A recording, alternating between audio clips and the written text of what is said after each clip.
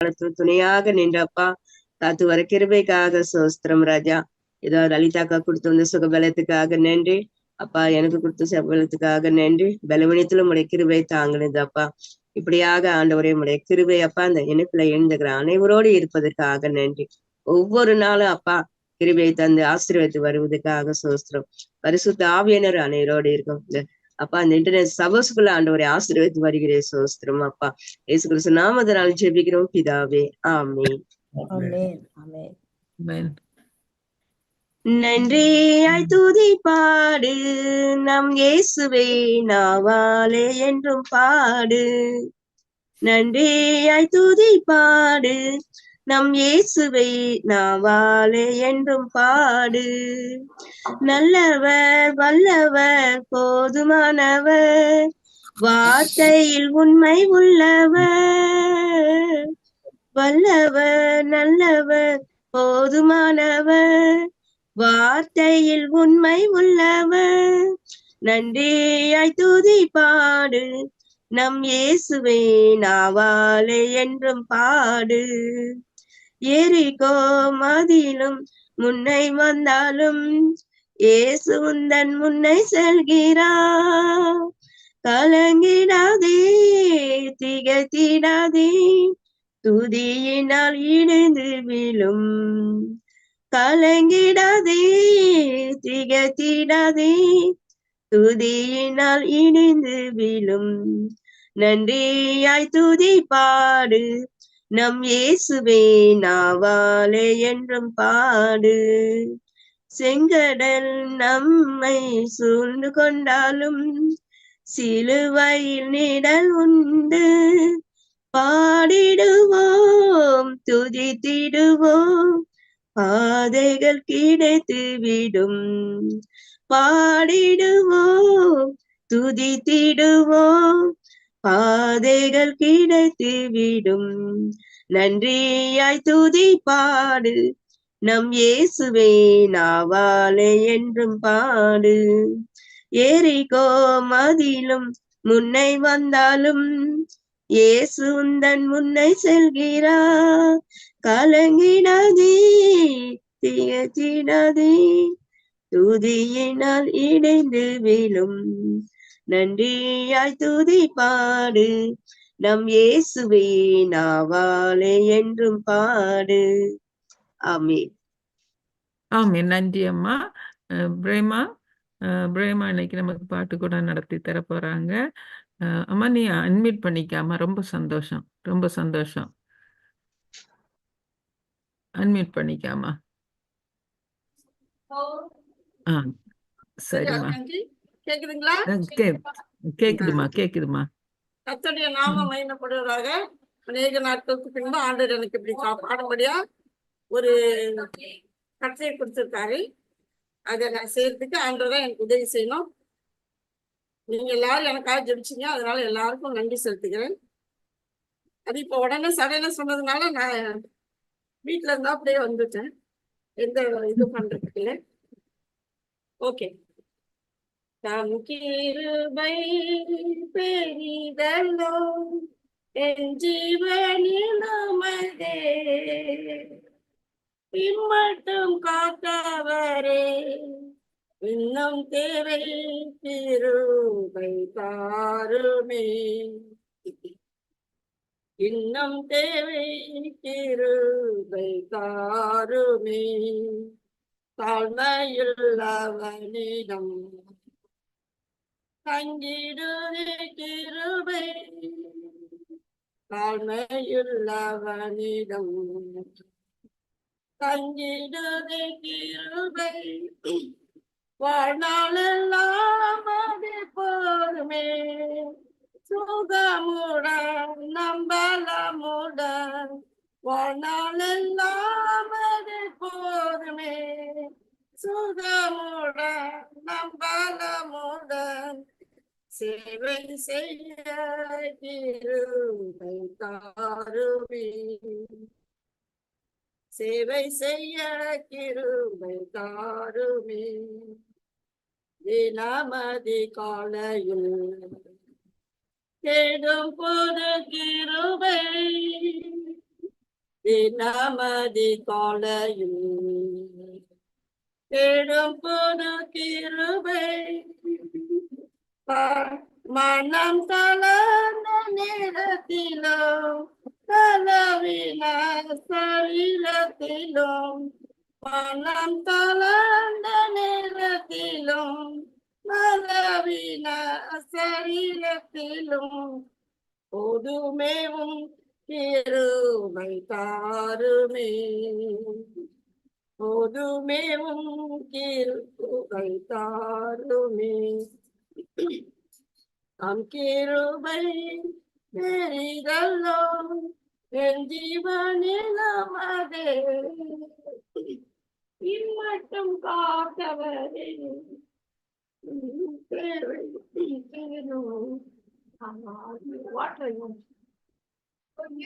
கர்த்தரே பரம அளித்திடும் கிருபை கர்த்தரே பரம அளித்திடும் கிருபை காத்திருந்தே பலரவே இயேசுவே உம்மை சந்திக்கவே காத்திருந்தே பலரவே இயேசுவே உம்மை சந்திக்கவே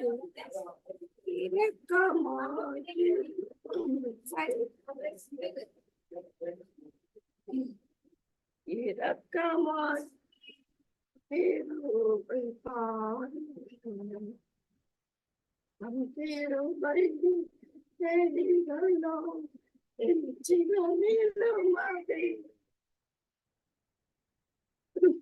இம்மட்டும் காத்தவரே இன்னும் தேவை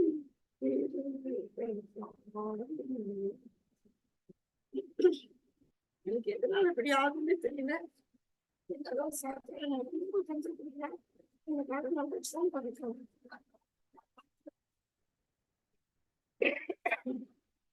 பிரேமா கஷ்டமா இருக்குதாம்மா பாடுறதுக்கு? இதா இருக்குன்னு நினைக்கிறேன் ஆண்டி. நல்லா இருந்து அப்படியா? பாட போனா இந்த மாதிரி ஆகுது பாருங்க. சரி, ஒரு பாட்டு முடிஞ்சதுன்னா பாடி பாடு. சரி, ஒரு பாட்டு பாடிரு. நான் அப்புறம் வேற யாராவது ஒரு பாட்டு பாட சொல்றேம்மா. நான் வந்து ட்ரை பண்றேன். இல்லாட்டி யாரையாவது பண்ணுறீங்க. சாரி. சரிங்கம்மா, சரிம்மா.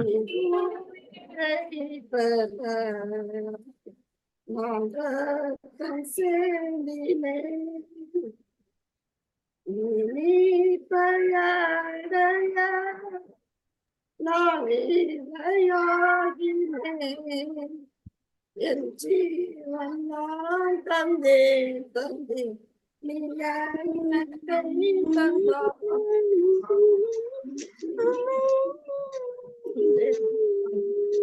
என்னை சரிம்மா, யாருன்னா கன்ஃபார்ம் பண்ண சொல்லுங்க. சரிம்மா, சரிம்மா, சரிம்மா. தேங்க்யூம்மா. ரொம்ப ப்ரே பண்ணிக்கோங்க. தேவிம்மா, தேங்க்யூ ஆண்டி. சரிம்மா. கட்டாயம், கட்டாயம்மா. தேவி, சரிம்மா, நன்றிம்மா. தேவிம்மா, நீங்க கண்டினியூ பண்ணிருங்க. ஓகேம்மா. கர்த்தருடைய நாமம் மகிமைப்பட.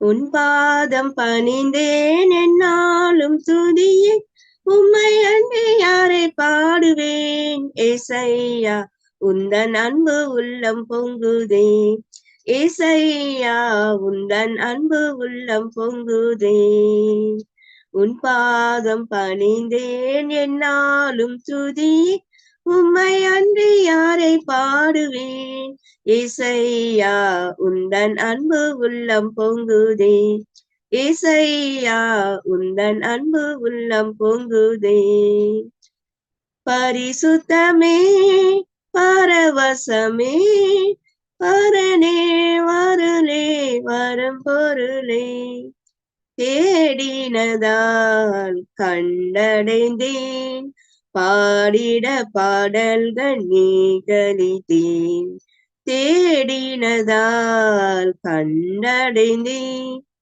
பாடிட பாடல்கள் நீ கலித்தேன் உன் பாதம் பணிந்தேன் என்னாலும் துதியே உம்மை அன்றி யாரை பாடுவேன் ஏசையா உந்தன் அன்பு உள்ளம் பொங்குதே ஏசையா உந்தன் அன்பு உள்ளம் பொங்குதே நெருக்கத்திலே உம்மை அழைத்தேன் நெருங்கி உதவி எனக்கு திசை கெட்டெங்கும் அலைந்திடாமல் தீவிர வந்தம்மை தாங்குகிறேன் திசை கெட்டெங்கும் அலைந்திடாமல் தீவிர வந்தென்னை தாங்குகிறேன் உன் பாதம் பணிந்தேன் என்னாலும் துதியே உம்மை அன்றி யாரை பாடுவேன்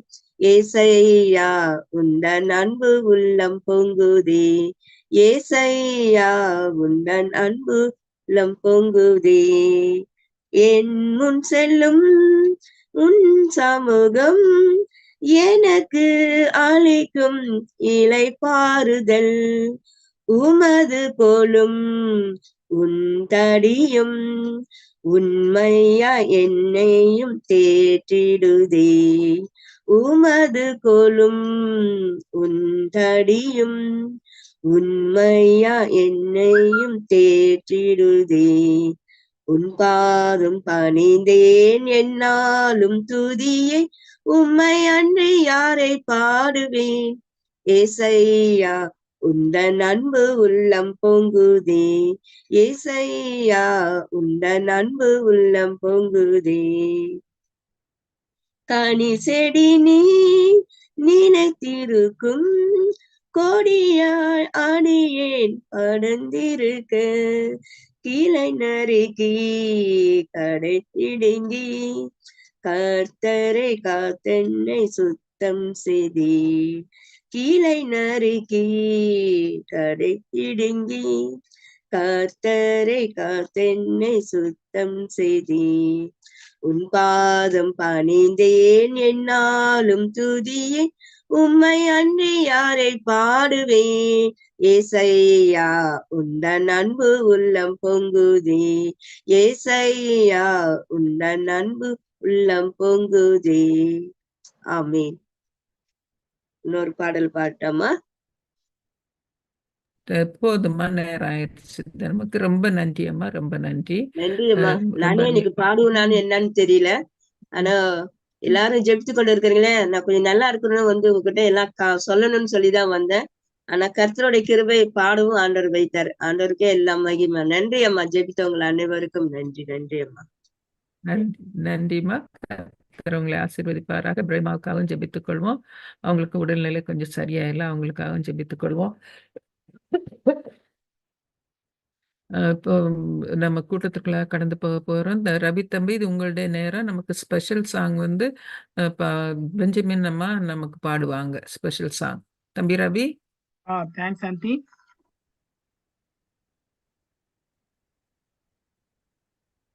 ஓகே, எல்லாருக்கும் சோஸ்திரம். நம்ம நிகழ்ச்சிக்காக நம்ம கடந்து செல்வோம். இது வந்து நம்முடைய ப்ரோக்ராம் வந்து லைவ்ல போறதுனால தயவு கூர்ந்து மைக்கை மட்டும் நீங்க மியூட் பண்ணீங்க. அப்போ மற்றவங்களை கேட்கறதுக்கு ரொம்ப ஈஸியா இருக்கும். நன்றியால் துதிப்பாடு இல்லையா? தேவன் நமக்கு செய்த எல்லா கிருபையினால வந்துட்டு நன்றியால் நம்ம துதிப்பாடும் பொழுது தேவனுக்கு அதிகமாக நமக்கு நன்மையும் ஈவும் கொடுக்குறாரு. நம்ம தொடர்ந்து லலிதா ஆண்டிக்காக தொடர்ந்து நம்ம ஜெபம் பண்ணிட்டு இருந்தோம். தேவனுடைய கிருபையினாலும் இரக்கத்தினாலும் ஆண்டியை வந்து மீண்டுமாக காணும்படியாக கொடுத்த தேவனுக்கு முதலாவது நாம் நன்றி தினம் சோத்திரத்தின் செலுத்திக் கொள்வோம். கிறிஸ்துவுக்குள் பிரியமான அன்பான சகோதர சகோதரிகளே, அன்புக்குரிய போதகர்களே, உலகளாவிய ஓய்நாள் பள்ளி பாடத்தின் சார்பாக வந்திருக்கின்ற அன்பான உள்ளங்களையும் அன்புக்குரிய போதகர்களையும் நம்முடைய உலகளாவிய ஓய்நாள் பள்ளி பாடத்தின் குடும்பத்தின் சார்பாக உங்களை எல்லோரையும் வருக வருக என்று வாழ்த்தி வரவேற்கின்றேன். இன்றைய உலகளாவிய ஓய்நாள் பள்ளி பாடத்தை தேவனுடைய சமூகத்தில் முழுமையாக ஒப்படைப்போம். பரிசுத்த ஆவியானவர் நல்ல ஒரு பாடத்தை நமக்கு நன்றாக படித்து கொடுக்கும்படி பரிசுத்த ஆவியானவர் முழுமையாக ஒப்படைத்து ஒரு ஜெபம் பண்ண போறோம். நம்ம மத்தியில் இருக்கிற தங்கராஜ் ஐயா, நீங்க அட்மிட் பண்ணிட்டு ஒரு ஓப்பனிங் ப்ரேயர் பண்ண முடியுங்களா? தங்கராஜ் பொன்னையா பாஸ்டருங்களா? அது தங்கராஜ் பீன் வந்திருக்காங்க. பாஸ்டர் நீங்களா? நீங்க அட்மிட் பண்ணீங்க பாஸ்டர், ப்ரேயர் பண்ணுங்க ப்ளீஸ்.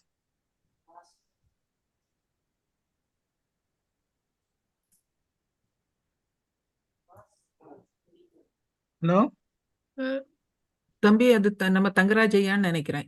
ஐயா நீங்க ப்ரேயர் பண்ணுங்க. தங்கராஜ் ஐயா நீங்க ப்ரேயர் பண்ணலாம். சரிங்கம்மா செய்யறேன். ஜெபம் செய்வோம்.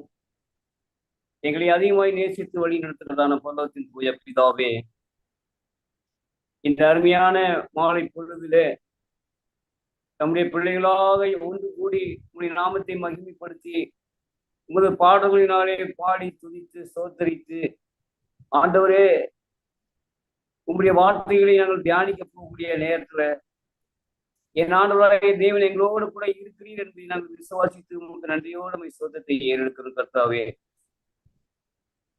அருமையான இந்த வேளையில ஓய் நாள் பாடத்தை நாங்கள் படிக்க போகிறோம். அதிலே வரக்கூடிய ஒவ்வொரு காரியமும் ஒரு வார்த்தைகளும் தியானிக்கிற பொழுது என் ஆண்டவருடைய நாமம் மகிமைப்படுவதற்காக அதை நடத்துகிற பிள்ளைகளுடைய இருதயத்திலே ஆவியானவர் பேசும்படியாய் உங்களுடைய சமூகத்திலே நாங்கள் வேண்டுதல் செய்கிறோம் கர்த்தாவே. உங்களுடைய கிருபையும் உங்களுடைய இரக்கமும் உங்களுடைய தயவும் இந்த கூடுகையிலே கூடியிருக்கிற ஒவ்வொரு பிள்ளைகள் மீதும் இறங்கும்படியாக நாங்கள் வேண்டுதல் செய்கிறோம்.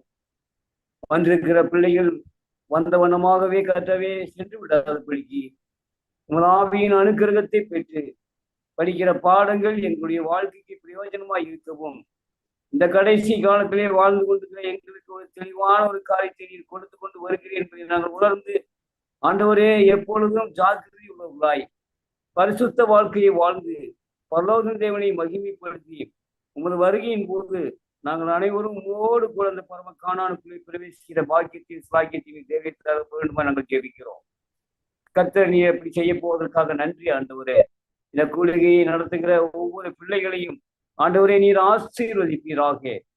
கலந்து கொண்டிருக்கிற பிள்ளைகளை மாத்திரமல்ல, இதை சிரமப்பட்டு கர்த்தாவே எவ்வளவோ கஷ்டத்தின் மத்தியிலே இதை நடத்தி கொண்டிருக்கிற அந்த பிள்ளைகளையும் உம்முடைய கிருபையினாலே அவர்களை தாங்கி வழி நடத்த வேண்டுமா நாங்கள் வேண்டுதல் செய்கிறோம். ஆசீர்வதியும் முற்றுமுடிய பாதுகாத்துக் கொள்ளும் அருமை ஆண்டவர் இயேசு கிறிஸ்துவின் வழியாய் ஜெபங்களும் எங்கள் தூய பிதாவே, ஆமீன். நன்றி ஐயா, அருமையான ஜபத்தை எடுத்தீங்க ஐயா. ஜபம் பண்ணும்போது அதாவது நம்ம சில நேரத்தில் நம்ம விரும்பினவா வருவோம். ஆனா நம்ம வந்துட்டு ஆண்டவர் என்ன பண்ணுவாரு, இந்த ஜபத்துல கூடி இருக்கும் பொழுது நிறைவான ஆசீர்வாதத்தோடு கடந்து செல்வதற்காக தேவன் நமக்காக உதவி செய்வார். தேவனுடைய ஒரு வார்த்தைக்காக நம்ம கடந்து செல்வோம். குணமாகுதல் இல்லையா? அதாவது தேவனுடைய பிள்ளைகளுக்கு வந்து குணமாகுதல் வந்து ஒரு முக்கியமான ஒரு கருதாக சொல்லப்படுகிறது. அதாவது நோய்கள் நீக்கப்படுவதற்கும் தேவனுடைய கட்டளைகள் கை கொள்ளப்படுவதற்கும் உள்ள சம்பந்தம் என்ன? அதாவது நோய்கள் நீக்கப்படுவதற்கும் தேவனுடைய கட்டளைகள் கை கொள்வதற்கும் உள்ள என்ன அப்படி சம்பந்தம் அப்படின்னு பார்க்கும்போது உபாகம் 7வது அதிகாரம் 11-15 உபாகம் 7வது அதிகாரம் 11-15 என்ன சொல்றாங்கன்னா, ஆகையால் நீ செய்யும்படி நான் இன்று உனக்கு கட்டளையிடுகிற கட்டளையும் நியாயங்களும் கை கொள்வாயாக. இல்லையா? ஆண்டுடைய கற்பனைகள் எல்லாம் நம்ம கை கொள்ளணும். அதாவது கற்பனை வந்துட்டு எல்லா மனிதர்கள் மீது விழுந்த கடமை. இங்க இருக்கிற நம்ம ஜூம்ல வந்துட்டு நம்ம கூடியிருக்கிறோம். நம்மளுடைய கடமை மாத்திரமல்ல, அட்வென்டிஸ்ட் மக்களுடைய கடமை மாத்திரமல்ல, எல்லா கிறிஸ்தவர்கள் மேலும் விழுந்த கடமை இல்லையா? கற்பனை எல்லா கிறிஸ்தவர்கள் மேலும் விழுந்த கடமையாக இருக்கிறது. அது போல அதே போலதான் வந்துட்டு கட்டளையும் நியாயங்களும் கை கொள்வாயாக. கர்த்தர் சகல நோய்களையும் உன்னை வெட்டி விலக்குவார். சகல நோய்களையும் இல்லையா?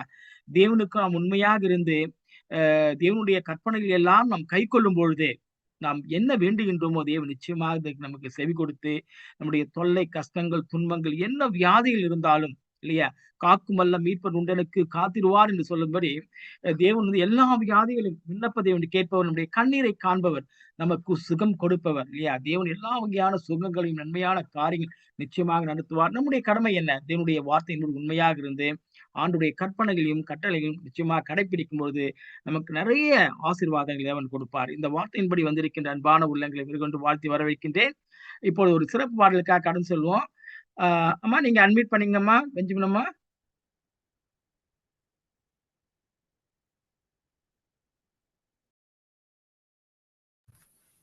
ஓகே,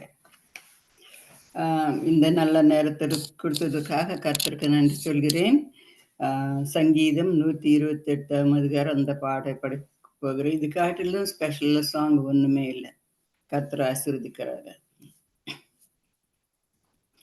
கர்த்தருக்கு பயந்து அவ வழிகளில் நடக்கிறவன் எவனோ அவன் பாக்கியவான். கர்த்தருக்கு பயந்து அவ வழிகளில் நடக்கிறவன் எவனோ அவன் பாக்கியவான். உன் கைகாலின் பிரயாசத்தை நீ சாப்பிடுவாய். உனக்கு பாக்கியமும் நன்மையும் உண்டாயிருக்கும். கர்த்தருக்கு பயந்து அவ வழிகளில் நடக்கிறவன் எவனோ அவன் பாக்கியவான். உன் மனைவி உன் வீட்டோரங்க கனி தரும் திராட்ச கொடியை போலிருப்ப. உன் பிள்ளைகள் உன் பந்தியை சுற்றில் ஒலிவ மர கன்றுகள் போலவே இருப்பார்கள். இதோ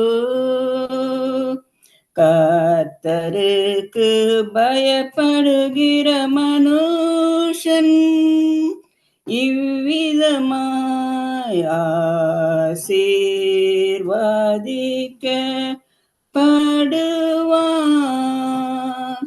கர்த்தருக்கு பயந்து அவ வழிகளில் நடக்கிறவன் எவனோ அவன் பாக்கியவான். கர்த்தர் சீயோனிலிருந்து உன்னை ஆசீர்வதிப்ப.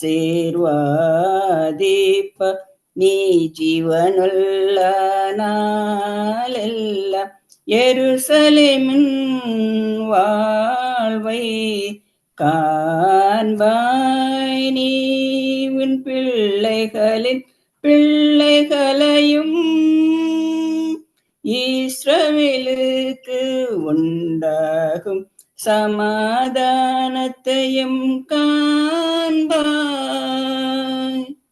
கர்த்தருக்கு பயந்து அவ வழிகளில் நடக்கிறவன் எவனோ அவன் பாக்கியவான். அவன் பாக்கியவான். அவன் பாக்கியவான். ஆமென். ஆமென், ஆமென். நன்றி அம்மா, அருமையான பாட்டு பாடுனீங்க. கர்த்தருக்கு பயந்து ஒரு வழியில் நடக்கிறவன் பாக்கியவான். நல்ல ஒரு தெளிவான உண்மையான ஒரு பாட்டு. அதான் ஆண்டவருக்கு பயந்து அவர் வழிகளில் யாரெல்லாம் நடக்கிறாங்களோ, உண்மையா நடக்கிறாங்க எல்லாம் வந்துட்டு பாக்கியவான்கள் என்பதை குறித்து அருமையான முறையில் அம்மா பாடினாங்க. அதனால சில நேரத்துல பாத்தீங்கன்னா பாடலுக்கு வந்துட்டு நிறைய மியூசிக்கோட வச்சு பேக்ரவுண்ட் மியூசிக் அதோட வச்சுதான் பாடணும் ஒண்ணும் கிடையாது. எந்த வழியிலும் தேவனை அருமையான முறையில துதிக்கிறது தான் நம்முடைய தேவன் அதான் விரும்புறாரு இல்லைங்களா? ரொம்ப நம்ம பேக்ரவுண்ட் மியூசிக் பாடணும், பேக்ரவுண்டோட இந்த மியூசிக் எல்லாம் சேர்ந்து அது கிடையாது. அம்மா அருமையான முறையில பாடினாங்க. கருத்தான பாடல். கர்த்தருக்கு பயந்து ஒரு வழியில் நடக்கிறவன். நமக்கு வந்து அடிக்கடி இந்த ஒரு பாடல் மூலமாக அதை நாம் நினைவில் கொள்ளணும். கர்த்தருக்கு பயப்படணும், அவர் வழியில் நடக்கணும் இல்லையா? ரொம்ப நன்றிம்மா. ஆண்டு உங்களை ஆசீர்வதிப்பாராக. மீண்டுமாக நம்முடைய உலகளாவிய ஓய்வு நாள் பள்ளி பாடத்தில் இருந்திருக்கிற அன்பான உள்ளங்களையும் அன்புக்குரிய போதகர்களையும் மற்றும் விசுவாசிகளும் யூடியூப் ஃபேஸ்புக்ல பார்த்து கொண்டிருக்க அன்பான உள்ளங்களையும் வருகின்ற வாழ்த்தி வரவேற்கின்றேன். இந்த காலாண்டு முழுவதும் அருமையான ஒரு பாடத்தை நம்ம படிச்சிருக்கோம், தி கிரேட் கான்ட்ரவர்சி என்ற அடிப்படையில் வந்துட்டு தேவனுடைய வார்த்தை வரலாற்றில் நம்முடைய மக்கள் எப்படியெல்லாம் பாதிக்கப்பட்டார், ஊழியத்தை எப்படியெல்லாம் தாங்கினார்கள், என்ன துன்பப்பட்டார்கள், துயரப்பட்டார்கள், ஆனாலும் தேவனுடைய சமூகத்தில வந்துட்டு ஆண்டுடைய வார்த்தையில் நிலையாக கொண்டு தேவனுடைய வார்த்தை மக்களுக்கு எப்படியெல்லாம் சொன்னாங்க என்பதை குறித்து அந்த ஒரு பாடத்தை நம்ம படிச்சுட்டு வரோம். இன்னைக்கு நம்முடைய வாரத்தினுடைய முதலாவது நாள் ஞாயிற்றுக்கிழமை எல்லாம் கூடியிருக்கிறோம் ஓய்வு நாள் சத்தியத்தை நாம் படிப்பதற்காக. பாடம் 8 ஆசாரிப்பு கூடாரத்திலிருந்து வெளிச்சம் என்பதை குறித்து இந்த பாடத்தின் மூலமாக அநேக தலைப்பின் அடிப்படையில பார்க்க போனோம். இன்றைக்கு ஞாயிற்றுக்கிழமை பரலோக பரிசுத்த தலம் என்ற அடிப்படையில பார்க்க போறோம். ஓகே, அதனுடைய மெமரி வேர்ஸ் என்ன சொல்றாங்கன்னு பார்ப்போமே. மெமரி வேர்ஸ் என்ன சொல்றாங்கன்னு பார்ப்போம். எபிரேயர் 8வது அதிகாரம் வசனம் 1-2 நான் படிக்கிறேன் பாருங்க. வசனம் 1-2 என்ன சொல்றாங்க? மேற்சொல்லியவைகளின் முக்கியமான பொருள் என்னவெனில், பரலோகத்தில் உள்ள மகத்துவமான ஆசனத்தில் வலது பரிசுத்தோடு உட்கார்ந்து இருக்கிறோமாய், பரிசுத்த ஸ்தலத்தில் மனுஷாய் அல்ல, கர்த்தருடைய ஸ்தாபிக்கப்பட்ட மெய்யான கூடாரத்திலும் ஆசாரிப்பு ஊழியம் செய்கிறோமாய் இருக்கிற பிரதான ஆசாரியர் நமக்கு உண்டு என்பதை குறித்து ஆண்டுடைய வார்த்தை சொல்றாங்க. அப்போ இதுல என்ன சொல்றாங்க? பிரதான ஆசாரியர் நமக்காக உண்டு, நமக்காக அனுதினமும் பரிந்து பேசிக் கொண்டிருக்கிற அந்த ஆசாரி நமக்காக உண்டு என்பதை குறித்து ஆண்டுடைய வசனம் இப்படியாக சொல்கிறது. நம்முடைய பாவங்களுக்காக தண்டனைகளின் கிறிஸ்து தாமே ஏற்றுக்கொண்டு தம்முடைய உயிரை தியாகபலியாக கொடுத்ததின் பின் பரலோகம் சென்றார். நமக்காக, நம்முடைய பாவங்களுக்காக மரித்து ஆண்டவர் என்ன பண்ணார்? பரலோகம் சென்றார் என்பதை குறித்து சொல்ல. அது மாத்திரமல்லாமல் நமக்காக வந்துட்டு பரிந்து பேசி கொண்டிருக்கிறார். இதை வச்சே நல்ல ஒரு பெரிய ஒரு sermon நம்ம கொடுக்கலாம் இல்ல? இந்த ஒரு 2 வார்த்தை வச்சு ஒரு பெரிய ஒரு sermon கொடுக்கலாம். அதுல ஒரு 6 விதமான ஒரு காரியங்களை சொல்றாங்க. இந்த மனை வசனத்தின் மூலமாக என்ன சொல்றாங்கன்னா, முதலாவது என்ன சொல்றாங்க? இயேசு ஆசாரியராகவும் செலுத்தப்படும் பலியாகவும் இருந்துள்ளார். அவர் எல்லா மக்களுடைய பாவங்களுக்காகவும் ஒரு பரிபூர்ண பலியாக தம்முடைய ரத்தத்தை சிந்தி பாவின் இடத்தில் இருந்து பாவிகளுக்காக மரணம் அடைந்தார் என்று அது ஒண்ணு சொல்றாங்க. அது மாத்திரம் இல்லாம புதிய சிறப்பான உடன்படிக்கை சார்பில் இயேசு மத்தியதானம் செய்கிறார். அப்புறம் இயேசு பரலோகத்தில் தேவனுடைய முன்னிலையில் இருக்கிறார். அவர் விசுவாசிகளுக்காக தேவனுடைய கிருபையும் எல்லா காரியங்களும் நமக்காக செய்து கொண்டிருக்கார் சொல்றாங்க. அப்புறம் தேவனுடைய நியாயப்பிரமாணத்தை மீறி இப்பொழுது மன்னிக்கப்படும் ஒப்புரவாகலையும் தேடுவர்களுக்காக தேவனுடைய இறையில் இயேசு கிறிஸ்து நமக்காக மத்தியஸ்தானம் செய்கிறார். இயேசு தமது நிரந்தரமாக அந்த ஆசாரிப்பு கூடாரத்தை நிரந்தரமாக வைத்திருக்கிறார். அவர் மூலமாக தேவன் வந்து சேரும் அனைவரையும் தொடர்ச்சியாக பரிந்து பேசும்படி இயேசு இன்னும் உயிரோடு இருந்து நமக்காக பரிந்து பேசிக் கொண்டிருக்கிறார் என்பதை குறித்து இன்றைய மனைவசம் நமக்காக சொல்லப்படுகிறது. இன்னைக்கு பாடத்தை எடுத்துக் கொடுப்பதற்காக டேவிட் நம்மோடு இணைஞ்சிருக்கிறாங்க. அண்ணனை குறித்து ஒரு வார்த்தை மாத்திரம் சொல்லிவிட்டு இன்னைக்கு பாடத்திற்காக நம்ம கடந்து சொல்வோம். நிறைய புத்தகங்கள் எழுதியிருக்காங்க இல்லையா? நிறைய புத்தகங்கள் அம்மையாரை குறித்து நம்முடைய நிறைய புத்தகங்களை மொழிபெயர்த்து எழுதியிருக்கிறாங்க. ஊழியத்தின் வாஞ்சையான ஒரு சகோதரர் இன்றைக்கு நம்ம உலகளாவிய ஓய்நாள் பள்ளி பாடத்தில் இணைந்திருக்கிறாங்க. அது மாத்திரமல்லாமல் நம்முடைய இந்த உலகளாவிய ஓய்நாள் பள்ளி பாடம் ஆரம்பித்த அந்த நாட்களில் இருந்தே நம்மோடு இருந்து நமக்கு உறுதுணையா இருக்கிறாங்க. அண்ணா, இது உங்களுடைய நேரம்.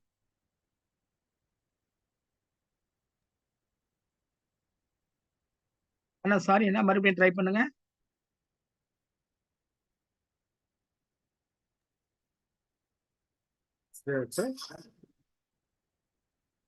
கேக்குதுங்களா? கேக்குதுங்க அண்ணா. தேவனுடைய பரிசுத்த நாமத்துக்கு கனமும் மகிமையும் சதா காலங்களிலும் உண்டாவதாக.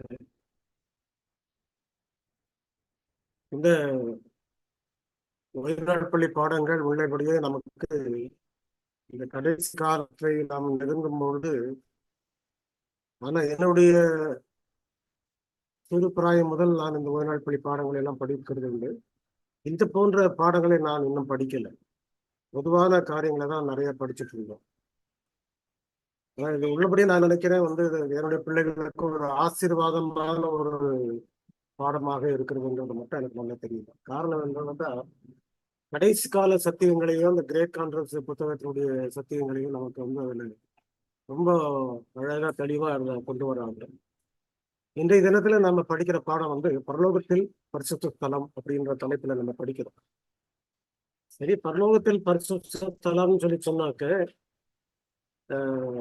நமக்கு அதுக்கு முன்னால நமக்கு அந்த யாத்திராகமத்துல 25ஆம் அதிகாரத்திலையும் 8, 9, 40 வசனங்கள், எபிரேயர் 8:1-6 வரைக்கும் உள்ள வசனங்கள் ஒரு சில காரியங்களை நமக்கு அடிப்படையை நமக்கு தெளிவுபடுத்துது. அந்த அடிப்படையில அவர் முதலாவது சொல்லுகிறது, மோசே கிட்ட சொல்லும் பொழுது, நான் வாசம் பண்ணுவதற்கு, அவர்கள் நடுவிலே நான் வாசம் பண்ணுவதற்கு எனக்கு ஒரு பரிசுத்த ஸ்தலத்தை உண்டாக்குவார்களாக அப்படின்றார். அந்த வார்த்தையை நம்ம நல்லா கவனிக்கணும். அவர் கட்ட சொன்னது வந்து, ஆலயத்தை கட்ட சொன்னது நான் வாசம் பண்ணுவதற்கு. நான் வாசம் பண்ணுவதற்குன்னு சொல்லும் பொழுது அவர் இருக்கிற இடம் அது, அவருடைய இடம் அது. அப்போ அவர் வாசம் பண்ணுவதற்குன்னு சொல்லி சொல்லும் பொழுது அடுத்தது அவர் என்ன சொல்லுகிறாருனாக்கா, அந்த ஆலயத்தை எப்படி நீ கட்ட வேண்டும், மலையிலே உனக்கு காண்பிக்கப்பட்ட மாதிரியின்படியே நீ கட்ட எச்சரிக்கையாயிரு. இப்போ மலையிலே காண்பிக்கப்பட்ட மாதிரி ஏற்கனவே பரலோகத்தில் இருக்கிற கைகள் செய்யப்படாத ஆசரிப்பு கூடாரம் தேவாலயம்ன்றது நமக்கு நன்றாக புரிகிறது. ஆக இந்த தேவாலயத்திலே பரலோகத்தினுடைய மாதிரிகள் என்னென்ன கொடுக்கப்பட்டதோ அதுல வந்து ஒண்ணுமே தவறக்கூடாது அப்படின்றது. அந்த இன்ஸ்ட்ரக்ஷன் பிரகாரம் மோசே என்ன செய்கிறார் என்றால், அந்த ஆலயத்தை அவர் கட்டி முடிக்கிறார். அவர் சொன்ன பிரகாரமாகவே, தேவன் அவருக்கு சொன்ன பிரகாரமாகவே அதுக்குரிய மாடல் அவருக்கு அங்கிருந்து தான் கிடைச்சது.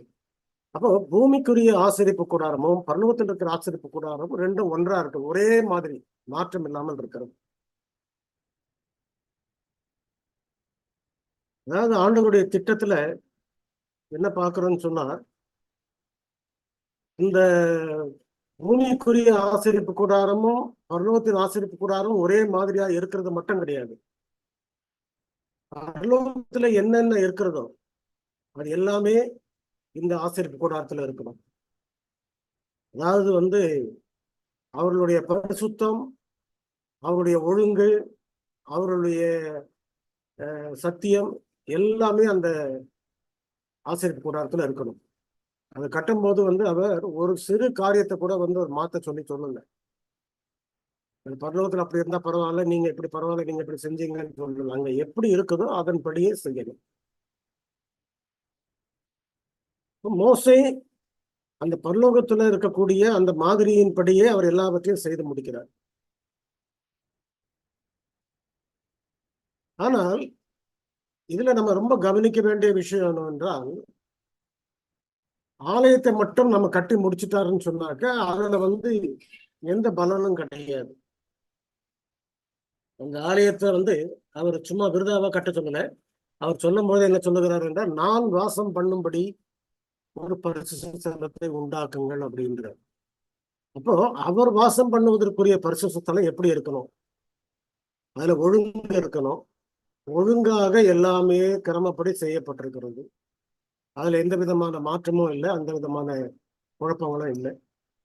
ஆனால் அவர் அடுத்தது என்ன எதிர்பார்க்கிறார் என்றால், அவர் அந்த ஆலயத்திலே வந்து வாசம் பண்ண வேண்டும் என்றால் பரலோகத்துல எப்படிப்பட்ட பரிசுத்தம் இருக்கிறதோ அதே பரிசுத்தம் இங்கேயும் இருக்கணும். அவர் சும்மா வந்து அந்த இடத்துல ஆலயத்துல வந்து அவர் உட்கார்ந்துட மாட்டார். அந்த ஆலயத்துக்குள்ளே போகக்கூடிய பிரதான ஆசாரியர் ஒருவேளை அவர் குற்றமுள்ளவராக இருப்பாரானால் அவருடைய கால்களிலே சங்கிலியை கட்டிவிட்டு உள்ளே அனுப்புவார்கள். அங்கு அப்படி ஒரு நிலையில அவர் உள்ள போனார்னாக்க அந்த இடத்திலேயே அவர் மரித்து போவார். அப்பொழுது வெளியில் இருப்பவர்கள் சங்கிலியாலே அவரை இழுத்து விடுவார்கள். நேரமாகி வரவில்லை என்றால் இழுத்து விடுவார்கள். இதுதான் நடைமுறையில இருந்தது. அப்படி என்றால் அந்த பரிசுத்த இடத்திலே பிரதானாசாரியன் குற்றமுள்ளவனாக உள்ள போனால் மரித்து போகிறான் என்று சொன்னால் ஜனங்கள் எப்படி இருக்க வேண்டும், ஜனங்கள் எப்படி கூடி வர வேண்டும், இதெல்லாம் மிக முக்கியமான ஒரு காரியம். அப்போ தேவனுடைய திட்டம் அவர் வாசம் பண்ணக்கூடிய இடம் அது. அந்த வாசம் பண்ணக்கூடிய இடத்துல அது பரிசுத்தமா இருக்கணும்னு சொன்னாக்க ஜனங்கள் பரிசுத்தமாக இருக்க வேண்டும். ஜனங்கள் எப்படி பரிசுத்தமாக இருக்க வேண்டும்? அவர்கள் பாவ அறிக்கை வருடம் முழுவதும் அன்றாட பலி செலுத்தி அவர்கள் பாவ அறிக்கை செய்திருக்கிறார்கள். அந்த அறிக்கையிட்ட பாவ அறிக்கையை அவர்கள் மொத்தமாக சேர்த்து பாவ நிவாரண நாளிலே அதை சுத்திகரிக்கிறார்கள். ஆக இந்த ஒரு காரியத்தை தான் அவர்களுக்கு அவர் சொல்லியிருக்கிறார். அப்படியானால் அங்க தேவனுடைய பிள்ளைகள் வருடம் முழுவதும் பலி செலுத்தி அந்த பலியை செலுத்தும் போது கிறிஸ்துவை நினைவு கூர்ந்து ஆட்டுக்குட்டியை, உலகத்தின் பாவத்தை சுமந்து கொடுக்கிற ஆட்டுக்குட்டியை அவர் நினைவு கூர்ந்து அவர் அந்த பலியை செலுத்தி இருக்கிறார்கள்.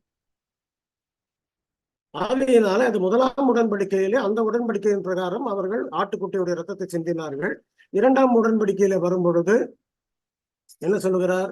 இதோ உலகத்தின் பாவத்தை சுமந்து தீர்க்கிற தேவாட்டுக்குட்டின்னு சொல்லிட்டு யோவான் சொல்லுகிறார். அப்ப அந்த தேவாட்டுக்குட்டின்ற பேர் ஏன் கொடுக்கப்பட்டதுன்னு சொன்னாங்க, இந்த உலகத்துல அவர் அடையாளமாக அங்க ஆட்டுக்குட்டியை செலுத்தினார்கள். இங்க நிஜமாக கிறிஸ்து மரிக்கிறார். இதுக்காக தான் அவங்க அந்த இதை செய்தார்கள். அப்படியானால் அவர்கள் அந்த இரத்தத்தை எல்லாம் அவர்கள் செலுத்தி அவர்கள் தொடர்ந்து மேற்கொண்டு அவர்கள் என்ன செய்கிறார்கள்? தங்களுடைய பாவங்களை எல்லாம் சுத்திகரிப்பதற்காக வருடத்திலே ஒரு நாள் பாவ நிவாரண நாள் அன்று அவர்கள் வருகிறார். இது வருடம் முழுவதும் பரிசுத்த ஸ்தலத்திலே நடக்க வேண்டிய வேலை. வருடத்திற்கு ஒரு நாள் ஒரு நேரத்திலே ஒரு நாள் குறிக்கப்பட்டு அந்த நாளிலே அந்த மக்கள் எல்லாருமே தங்களுடைய பாவங்கள், அறிக்கையிட்ட பாவங்களை பாவ நிவாரண பலியை செலுத்தி அவர்கள் அதை அங்கு ஒப்பு கொடுக்கும் பொழுது அந்த நேரத்திலே அந்த தரைச்சீலையில இருந்து அந்த தெளிக்கப்பட்ட ரத்தங்கள் எல்லாமே தேவனுடைய பிரசன்னம் அங்க இறங்கும் போது எல்லாமே சுத்திகரிக்கப்பட்டது. அப்போ அந்த பாவங்கள் அறிக்கையிடப்பட்டாச்சு, இப்ப முற்றிலுமா சுத்திகரிக்கப்பட்டாச்சு. இந்த மகாபரிசுத்துக்குள்ள நடக்கக்கூடிய காரியங்கள் என்னன்றதை அதிகமாக நீங்க அடுத்த நாளைய தினத்திலே நம்ம படிக்க போறோம். ஆனா இன்றைய தினத்திலே பரிசுத்த ஸ்தலத்திலே நடக்கிற சம்பவங்கள் மட்டும்தான் நமக்கு கொடுக்கப்பட்டு படிக்கிறோம். நம்ம அதுல மிக முக்கியமாக நம்ம கவனிக்க வேண்டியது என்னன்னு சொன்னா,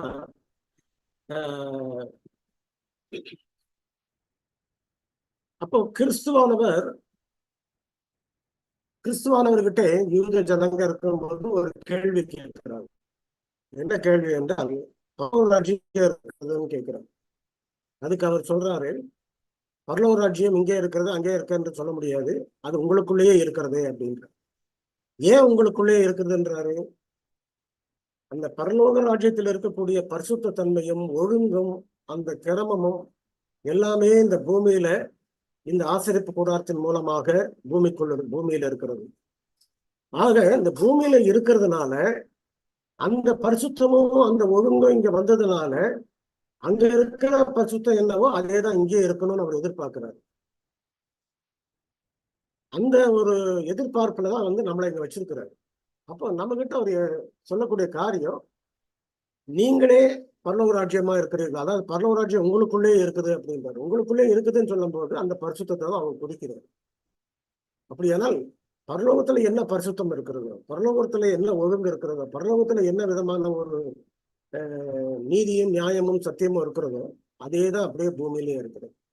அவருடைய சபையிலே அவருடைய மக்கள் மத்தியிலே இருக்கிறது. இதுல அந்த இஸ்ரவேல் ஜனங்க என்ன செய்யணும்னு சொன்னாக்கா, அந்த சமயத்திலே 12 கோத்திரங்களும் அந்த ஆசரிப்பு கூடாரத்தை சுற்றிலும் அவர்கள் கூடாரம் போட்டு அமர்ந்திருந்து தங்கி இருந்து அவர்கள் அந்த பாவ நிவாரண நாளிலே அவர்கள் பங்கு கொண்டு அந்த பாவ நிவாரண பலியை செலுத்தி அவர்கள் முடிப்பார்கள்.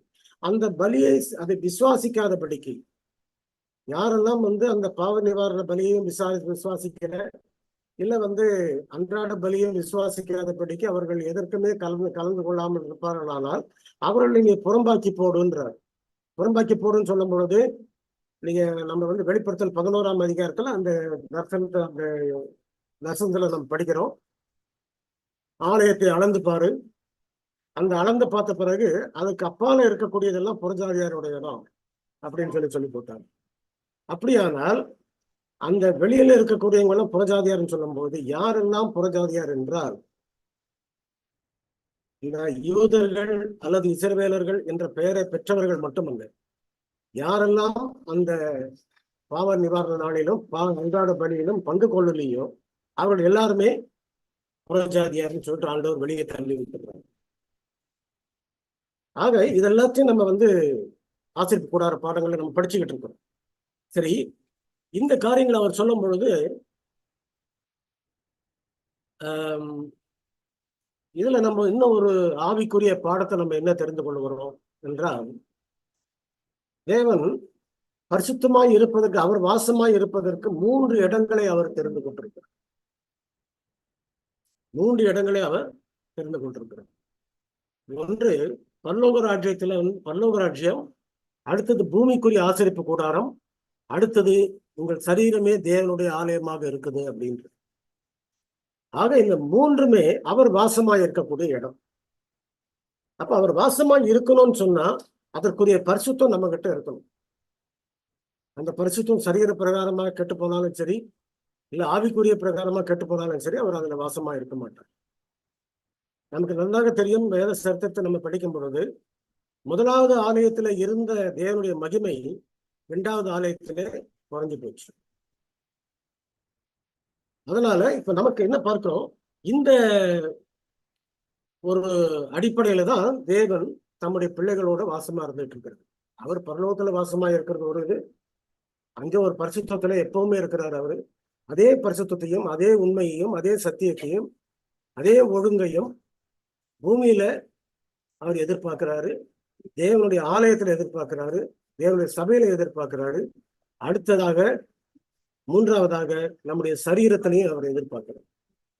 ஆக இந்த மூன்று ஆலயமும் பரிசுத்த குலைச்சல் ஆகாதபடிக்கு, கெட்டு போகாதபடிக்கு உங்கள் ஆவி ஆத்மா சரீரம் மூன்றும் குற்றமற்றதாக இருப்பதாக என்றார் இல்லைங்களா? அந்த ஒரு குற்றமற்ற ஒரு வாழ்க்கையை அவர் எதிர்பார்க்கிறார். ஆக பூமிக்குரிய ஆசரிப்பு கூட்டத்துல வருடத்துல ஒரு நாள் பாவ நிவாரண நாள். இந்த பாவ நிவாரண நாள்ல இஸ்ரவேலுடைய 12 கோத்திரமும் அங்க கூடியிருக்கும். அவர்கள்ல யார் அந்த பாவத்துல அறிக்கையிட்டு வரலையோ, யாரெல்லாம் அதை விசுவாசிக்கலையோ, அவர்கள் என்ன இது பலி செலுத்துறதுனால இது நான் ஆட்டை பலி செலுத்தினாக்க, இதை பலி செலுத்தினாக்க பாவம் நீங்கி போச்சுன்னு சொன்னா அது எப்படி நான் நம்புறது அப்படின்ற ஒரு விசுவாசமோ அதனுடைய காரியங்களை விளங்காதபடிக்கு அந்த நாளிலே அந்த முதலாம் உடன்படிக்கையின் சத்தியத்தையும் அதனுடைய விளக்கங்களையும் அவர்கள் தெரிந்து கொள்ளாமல் இருந்தார்களானால் நிச்சயமாக அவங்க வந்திருக்க மாட்டாங்க. அப்படி வராதவர்களை ஆண்டவர் வெளியே தள்ளிட்டாரு. ஆனால் அந்த அனுபவத்தின் அடிப்படையில 1844 பரிசுத்த ஸ்தலம் சுத்திகரிக்கப்படும் அப்படின்றது நாம படிச்ச வசனங்கள், சத்தியங்கள். இது வரைக்கும் நம்ம இந்த ஓய்வு பாடம் முழுவதும் நம்ம படித்திருக்கிறோம். 1844 அந்த சத்தியங்கள் நமக்கு அதாவது நமக்கு கொடுக்கப்பட்ட சத்தியத்தின் பிரகாரம் அந்த நாளிலே கிறிஸ்து பரிசுத்த ஸ்தலத்திலிருந்து மகா பரிசுத்த ஸ்தலத்துக்குள் போகிறார், பிரவேசிக்கிறார் அப்படின்றது. அந்த கிறிஸ்து பரிசுத்த ஸ்தலத்திலிருந்து மகா பரிசுத்தத்துக்குள்ள போகிறார் என்ற செல்லுகிறார், அந்த இடம் மாறி போகிறார் என்ற ஒரு சத்தியத்தை அநேகர் அந்த பரிசுத்த ஸ்தலத்துல இருந்ததை மட்டும்தான் விசுவாசித்தாங்களே தவிர கிறிஸ்தவர்கள் மகா பரிசுத்துக்குள்ள போன காரியங்களை அவர்கள் விசுவாசிக்கல. நமக்கு என்ன தெரியுதுன்னு சொன்னாக்க, பூமிக்குரிய ஆசரிப்பு கூடாரத்துல எப்படிப்பட்ட ஒழுங்கு இருந்ததோ அதே தான் பரலோக ஆசரிப்பு கூடாரத்துல இருந்தது. அதுல மாற்றம் கிடையாது. பூமிக்குரிய ஆசரிப்பு கூடாரத்துல பரிசுத்த ஸ்தலம் இருக்குது, பரலோகத்துடைய ஆசரிப்பு கூடாரத்துல மகா பரிசுத்தம் இருக்குது. பூமிக்குரிய ஆசரிப்பு கூடாரத்துல பிரதான ஆசாரியரும் இருக்கிறாரு. ஆனா அந்த ரெண்டு வேலையும் ஒரே வேலையாக கிறிஸ்து அங்க செஞ்சு கொண்டிருக்கிறார். அவரே ஆசாரியராகவும் பிரதான ஆசாரியராகவும் பலியாகவும் அவரே இருக்கிறார். இப்போ கிறிஸ்துவுடைய பல ரோல்ஸ், எத்தனையோ ரோல் அவர் எடுத்திருக்கிறார். அவைகள் எல்லாவற்றையும் நம்ம பார்க்க போனால் ரொம்ப நிறைய பொறுப்புகளையும் அவர் எடுத்திருக்கிறார். அந்த பொறுப்புகளிலே அந்த பரலோக ஆசரிப்பு கூடாரத்தை சுற்றிலும் எப்படி பூமிக்குரிய ஆசரிப்பு கூடாரத்துல இஸ்ரவேல் கோத்திரம் ஒன்னா கூடிச்சோ, அதே போல பரலோக ஆசரிப்பு கூடாரத்திலேயே மக்கள் கூட வேண்டும், இஸ்ரவேலர்கள் கூட வேண்டும் அப்படின்றதுதான் அவருடைய திட்டம். அதுதான் அவர் நமக்கு கொடுத்திருக்கிற வெளிச்சம். அதுதான். அப்போ அவர் அந்த காரியத்தை அவர் எதிர்பார்க்கும் போது, இந்த சம்பவம் 1844 நடந்த போது வில்லியம் மில்லர் தன்னுடைய பிரசங்கத்திலே அவர் கிறிஸ்து உடைய வருகையை பற்றி அவர் பேசி கொண்டிருந்தார். முதலாவது இதோ கிறிஸ்து வருகிறார் அப்படின்ற தூதை அவர் கொடுக்க ஆரம்பித்தார். அந்த தூது கொடுக்கப்பட்ட சமயத்திலே அவர் எல்லா பிரசங்கங்களையும் கொடுத்து வந்தார். அவர் 2300 ராப்பகளை சரியாக படித்தார், ஆசரிப்பு கூடாரங்களை படித்தார், அவைகள் எல்லாம் சொன்னார். ஆனால் ஆசரிப்பு கூடார பாடங்களை படிப்பதிலே கொஞ்சம் சில பெசகுகள் அவருக்கு ஏற்பட்டிருந்துச்சு.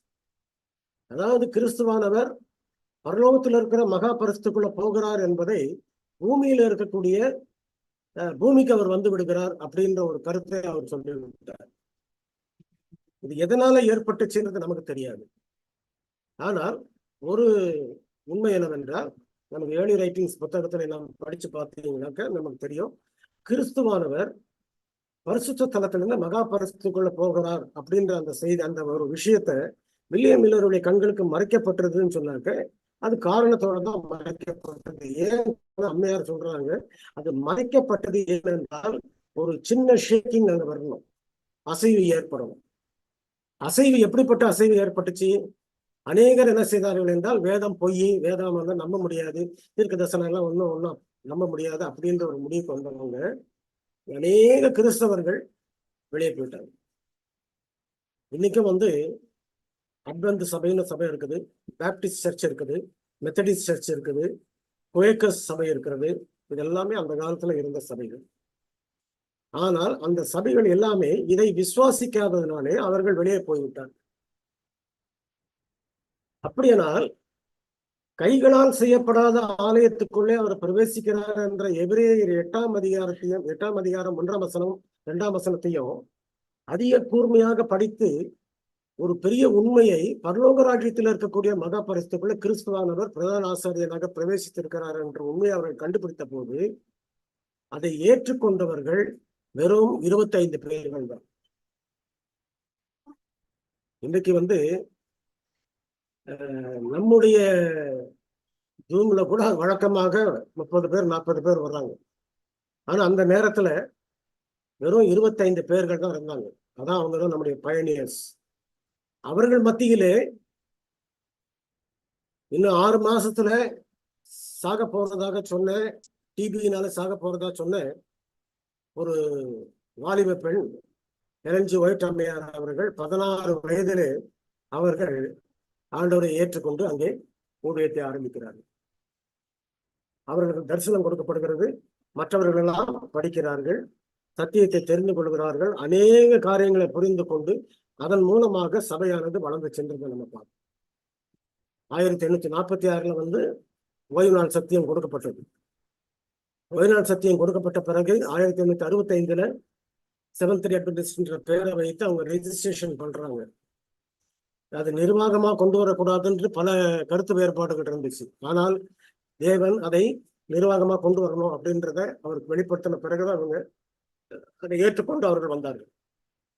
ஆக நம்ம என்ன பார்க்கிறோம், இந்த காரியம் நடந்த பிறகு அந்த 25 பேர்களை வைத்துதான் இந்த சபையினுடைய அஸ்திபாரமே ஆரம்பமானது. ஆனால் ஏன் ஆண்டவர் இந்த நேரத்தில் ஒரு சபையை அவர் ஏற்படுத்தினார் அப்படி என்று பார்க்கும் பொழுது, இந்த மக்கள் இந்த 25 பேர் மட்டும் அவர்களுக்கு ஒரு பெரிய வேலையை அவர் கொடுக்கிறார். அடுத்தது செய்ய வேண்டிய வேலை. தானியேல் 8ஆவது அதிகாரம் 14ஆம் வசனத்திலே நாம் என்ன படிக்கிறோம்? 2300 ராப்பகல் செல்லும் வரைக்கும் இருக்கும், பின்பு பரிசுத்த ஸ்தலம் சுத்திகரிக்கப்படும் அப்படின்ற வசனத்தை நம்ம படிக்கிறோம். அந்த ஒரு தீர்க்க தரிசனத்தை வச்சு நம்ம 2300 ராப்பகளுடைய தீர்க்க தரிசனங்களை முழுவதுமாக நம்ம தெளிவாக படிச்சு பார்த்துட்டோம். இப்ப அதனுடைய முடிவு 1844 வந்த பிறகு அதனுடைய தொடர்ச்சி வந்து வேற ஒரு வேலை இருக்குது. அந்த முடிவு முடிஞ்ச பிறகு இன்னொரு வேலை இருக்குது. அப்ப அது என்ன வேலைன்னு சொன்னாக்க, அந்த தானியேல் 8:14 இருக்கக்கூடிய 2300 ராப்பகல்ல நியாய சங்கம் உட்கார்ந்தது, நியாய தீர்ப்பு ஆரம்பித்ததுன்ற அந்த வசனத்தை நம்ம படிக்கிறோம். அந்த நியாய தீர்ப்பின் வேலை வந்ததுன்ற ஒரு சத்தியத்தையும் ஒரு தூதையும் கொடுக்கிறது தான் வெளிப்படுத்தல் 14ஆம் அதிகாரம். ஆக வெளிப்படுத்தல் 16ல வந்து நம்ம 6வது வசனத்துல இருந்து 12ஆம் வசனத்துல நம்ம என்ன படிக்கிறோம்? இந்த முத்துவதை நம்ம முழுசா படிக்கிறோம். அது அந்த 2300 ராப்பகல் முடிஞ்ச உடனே அடுத்தது கொடுக்கப்பட்ட தேவனுடைய வேலை. ஆக இதற்கு பிறகு வேற தூதும் கிடையாது, வேற தீர்க்க தரிசன பெரிய லாங் தீர்க்க தரிசனம் எதுவுமே கிடையாது. இதோட வந்து எல்லாமே முடிஞ்சு போகுதுங்க. அடுத்தது அவருடைய வருகைக்காக நம்ம காத்திருக்க வேண்டிய நேரம். அந்த வருகைக்காக காத்திருக்க வேண்டிய நேரத்துல நம்ம இருக்கிறோம்ன்றத மட்டும் நமக்கு ஆண்டவர் ரொம்ப அடிக்கடி நமக்கு நினைப்பூட்டிக்கிட்டே இருக்கிறார். நீங்க வந்து நம்ம வந்து 7 சபைகளை பற்றி படிச்சிருக்கிறோம். 7 சபைகளை நீங்க படித்து பார்த்தீங்கன்னு சொன்னா, 4வது சபை தாண்டின உடனே 5, 6, 7 இந்த 3 சபைகளிலுமே 5வது சபையிலிருந்து இதோ சீக்கிரமாய் வருகிறேன், அவர் வரும் திருடனை போல வருகிறார் அப்படின்ற அந்த அவரோட வருகையை குறித்த செய்திகளை முதல்ல நம்ம ஆரம்பிச்சிருக்காரு. ஏன்னாக்க கொஞ்சம் கொஞ்சமா ஆரம்பிச்சு பிலடெல்பியா காலத்துல வந்து கொஞ்சம் கொண்டாந்து, அடுத்தது லவோதிக்கேயாவுடைய காலத்துல ஒரு கதவருகே வந்து நின்று தட்டி கொண்டிருக்கிறேன் அப்படின்ட்டாரு. அப்போ நம்முடைய கிறிஸ்தவ சகாப்தம்ன்றது கடைசி கட்டத்துக்கு நம்ம வந்தாச்சு. கடைசி கட்டத்தில் இருக்கக்கூடிய வேலையை தான் நம்ம கிட்ட கொடுத்துருக்காரு. அது முத்தூதின் வேலை. இந்த முத்தூதின் வேலையில பார்க்கும் பொழுது இது மகாபரிசுக்குள்ள போனவங்களுக்கு தான் அந்த முத்தூதின் வேலை, போகாதவங்களுக்கு அந்த வேலை கிடையாது. ஆக போகாமல் நிறைய பேர் அங்க பரிசுத்த ஸ்தலத்திலே தங்கி இருந்தாங்க. எப்படி பாக்குறோம்னு சொன்னாக்க, நீங்க வீட்டுக்கு போனா நீங்க எடுத்து படிச்சு பாருங்க, இதை குறிச்சுக்கிட்டு படிச்சுட்டு பாருங்க. ஏர்லி ரைட்டிங்ஸ் என்ற புத்தகத்துல 55வது பக்கம் 56வது பக்கத்தை நீங்க போய் படிச்சு பாருங்க. ஏர்லி ரைட்டிங்ஸ் 55, 56 பரிசுத்த ஸ்தலத்துல அதுக்கு பிறகு என்ன நடந்தது, கிறிஸ்து அங்கிருந்து போன பிறகு, கிறிஸ்து போன பிறகு மகா பரிசுத்தத்துல என்ன நடந்தது, பரிசுத்த ஸ்தலத்துல என்ன நடந்தது என்றால், அநேகர் இதை விசுவாசிக்காதபடிக்கு பரிசுத்த ஸ்தலத்திலே தங்கிட்டாங்க. அப்படி தங்கினவர்களுக்கு கற்பனையை பற்றியோ ஓய்வு நாளை பற்றியோ எந்த சத்தியமும் அவர்களுக்கு கிடைக்கல. ஆகையினாலே அவர்கள் சொல்றதெல்லாம் என்னன்னு சொன்னா, நான் கிறிஸ்துவ விசுவாசித்த பாவங்கள் மன்னிக்கப்பட்டது, கிறிஸ்துவை ஏற்றுக்கொண்டேன் பாவங்கள். இன்னைக்கு எல்லா கிறிஸ்தவ சபைகளும் சொல்லிட்டு இருக்கிறது அதே ஒரே கேள்விதான். ஆகையினாலே நம்ம அந்த கிறிஸ்து மகா பரிசுக்குள்ள போன பிறகு என்ன சம்பவம் நடக்கிறது, அம்மையார் என்ன எழுதுகிறார்கள் அதிலே, ஏர்லி ரைட்டிங்ஸ் என்ற புத்தகத்திலே. ஆனால் அந்த இடத்திலே ஒரு சிலர் தங்கி உட்கார்ந்திருந்ததை நான் கண்டேன். அவர்கள் கிறிஸ்து பரிசுத்த ஸ்தலத்திலிருந்து மகா பரிசுக்குள் போய்விட்டார் என்பதை அறியாமல் இருந்தார்கள். ஆகையினாலே அவர்கள் அறியாமல் இருந்தது மட்டுமல்ல, அவர்கள் அறியாமல் அங்கே இருந்து அவர்கள் ஜெபித்துக் கொண்டிருக்கிறார்கள். எங்கே, பரிசுத்த ஸ்தலத்தினுடைய ஆசனத்தில் சிங்காசனத்தை நோக்கி ஜெபிக்கிறார்கள்.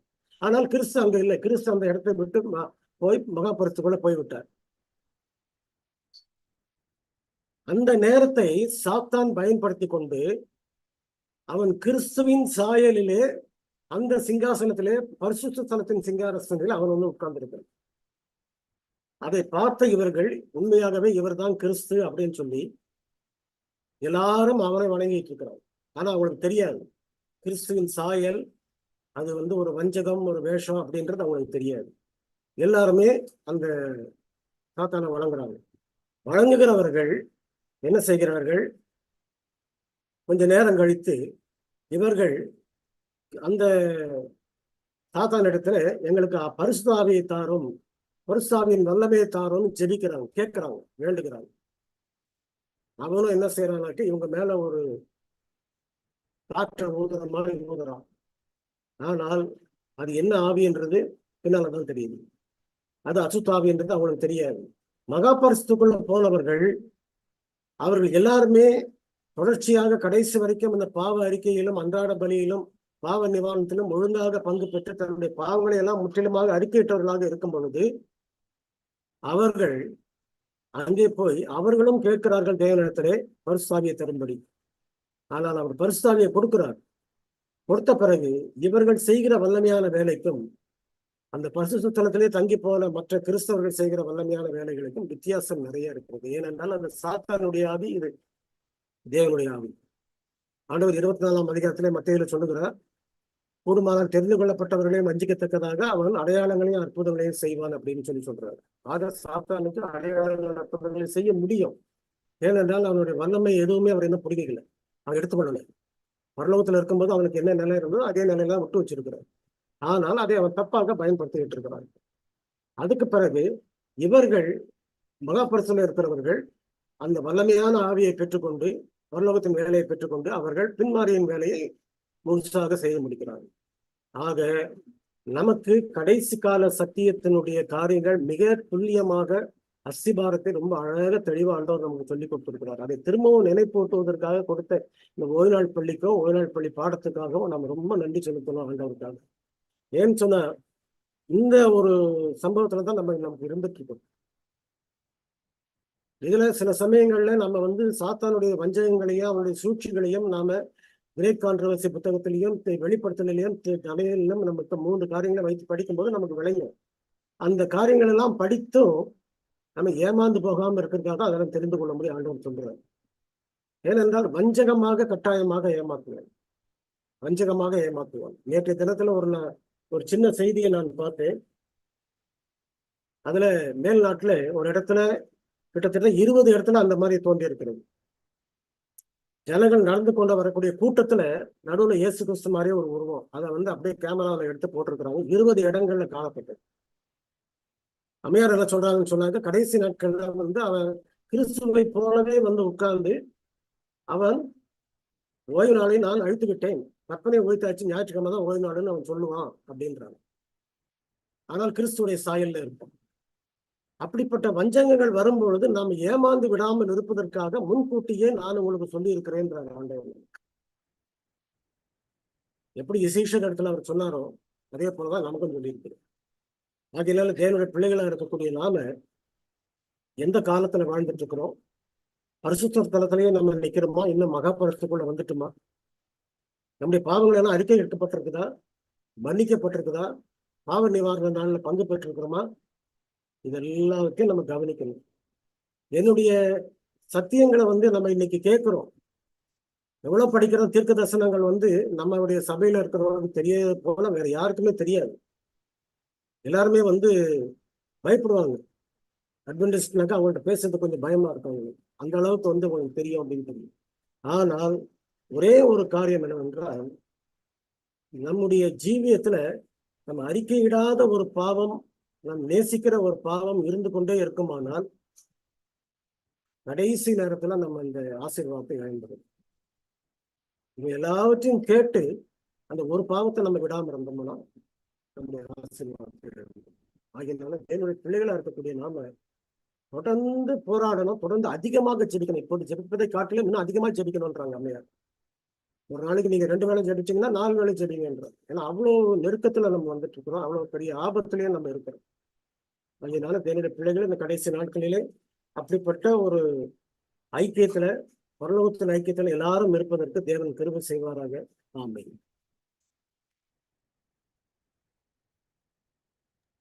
ஆமென், ஆமென். நன்றி அண்ணா, அருமையான ஒரு பாடத்தை எங்களுக்காக எடுத்து கொடுத்தீங்க. தேவன் தாமே ஆசீர்வதிப்பாராக.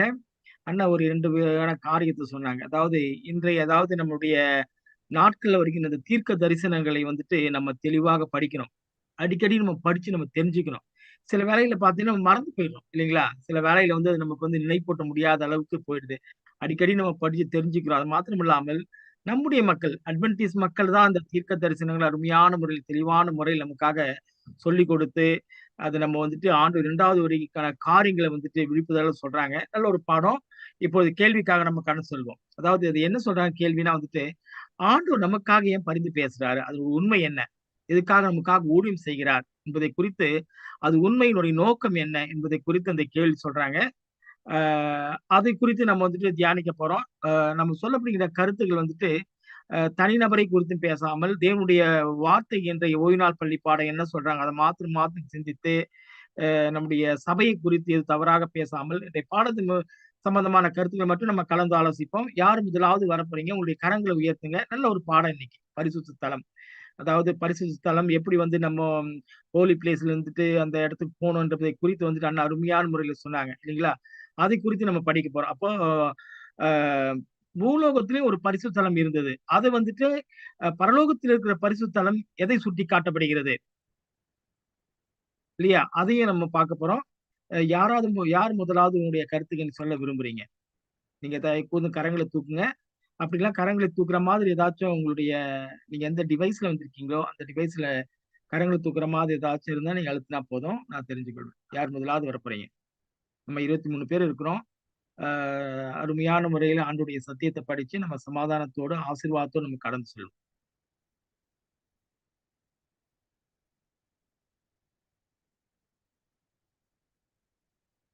ஐயா பெஞ்சமின் ஐயா, நீங்க உங்களுடைய கருத்தை நீங்க சொல்ல விரும்புறீங்களா?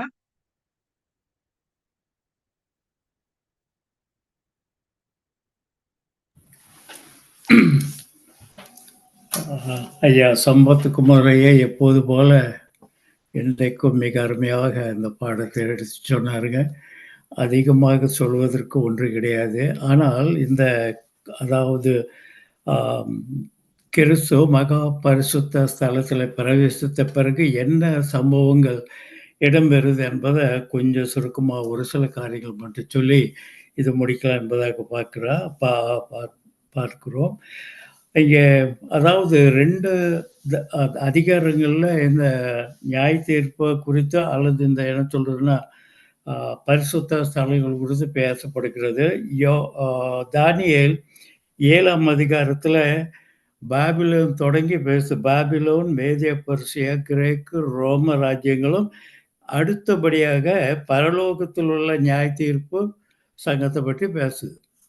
பிறகு அதே மாதிரியாக 8ஆம் அதிகாரத்துல பார்த்தோம்னு சொன்னா, பாபிலோன் பற்றி அங்க இல்ல. மேதியா, பெர்சியா, கிரேக்க ராஜ்யமும், ரோம ராஜ்யம். அதுக்கு பிறகு பரிசுத்த ஸ்தலம் சுத்திகரிக்கப்படும் என்று சொல்லப்படுது. இது மாதிரி 7ஆம் அதிகாரத்தில் சொல்லப்பட்ட பரிசுத்த ஸ்தலம். 8ஆம் அதிகாரத்துல ஒரிஜினல். அது பரிசுத்த ஸ்தலமாக ஆரம்பமாக அது ஆரம்பத்துல முதல்ல இருக்கக்கூடிய என்ன சொல்றது, ஒரிஜினல் பரிசுத்த ஸ்தலம். அதை விவரிக்கத்தக்கதாக இந்த பூலோகத்துல வண்ணாந்திரத்துல ஒரு மோசாவினால பரிசுத்த ஸ்தலம், அதாவது கூடாரம் அல்லது சாங்சுவரி அமைக்கப்பட்டு பரலோக ராஜ்யத்துல என்னென்ன காரியங்கள் இருக்க போகிறது, என்ன காரியங்கள் நடைபெறப் போகிறது என்று அது சொல்லத்தக்கதாக ஏற்படுத்தி வைத்தார் என்று நாம் பார்க்கிறோம். எனவே அந்த பூலோக கூடாரத்தில் என்ன காரியங்கள் அவங்க செய்தார்களோ அதே காரியம் பரலோக ராஜ்யத்துல ஆரம்பமானது. எப்போன்னு சொன்னா நம்ம பாடத்துல பார்க்கிறது போல அக்டோபர் 22, 1844ஆம் வருஷத்துல ஆரம்பமானது. அந்த டேட் அல்லது அந்த தேதி 2ஆம் வருகை நாள் என்பதாக தப்பா கணக்கு போட்டாங்க. ஆனால் அது மகா பரிசுத்த ஸ்தலத்திலே கர்த்தராகிய இயேசுவானவர் நம்முடைய ரட்சிப்பின் நிமித்தமாக பரிந்து பேசுவதற்காக அவர் சென்ற ஒரு காரியமாக அது இருக்கிறது. சரி, இந்த 44 அக்டோபர் 22 அவர் பிரவேசித்த பிறகு என்ன காரியங்கள் நடைபெறும் என்று சொன்னால், நியாய தீர்ப்பு நடைபெறப் போகிறது. சரி, எதற்கு கிறிஸ்து நியாய தீர்ப்பு செய்யணும் அல்லது எதற்கு தேவை என்று சொன்னால், உலக பிரகாரமாக நாம் பார்க்கிற போது நமக்கு ஒரு கேஸ் வருமே ஆனால், ஒரு தீர்ப்பு இருக்குமே ஆனால், கோர்ட்ல நியாய விசாரணை சபையில நமக்கு இங்க ஒரு வழக்கறிஞரை நாம தேடி கண்டுபிடித்து வைக்கிறோம். எதுக்காக சொன்னா, எந்த உலக பிரகாரமான தவறுகளையே நம்ம சரி பண்ணி கொள்ள நம்மால முடியல என்று ஒரு வழக்கறிஞர் தேடும்போது, இந்த பரலோக காரியங்கள, அதாவது நம்ம பாவங்கள் நிமித்தமாக பேசுவதற்கு நமக்கு தெரியாது, முடியாது, நாம அதற்கு தகுதியானவர்கள் அல்ல. அதன் நிமித்தமாக கிறிஸ்து நம் சார்பில் மகா பரிசுத்த ஸ்தலத்துல பிரவேசித்திருக்கார் என்பதாக பார்க்கிறோம். அவர் மட்டும் நம் சார்பில் நிற்காவிட்டால் நிச்சயமாக நமக்கு ரட்சிப்பின் காரியத்தில் நம்பிக்கை இல்லை என்பது நம்ம சொல்லலாம் என்று சொல்லப்படுதுங்க. பூமியில நடந்து வந்த இந்த காரியங்களை பரலோக ராஜ்யத்துக்கு நடைபெற போகிற காரியங்களுக்கு ஒப்பிட்டு சொல்வதற்காக ஆண்டவர் செய்தார். சரி, அடுத்தபடியாக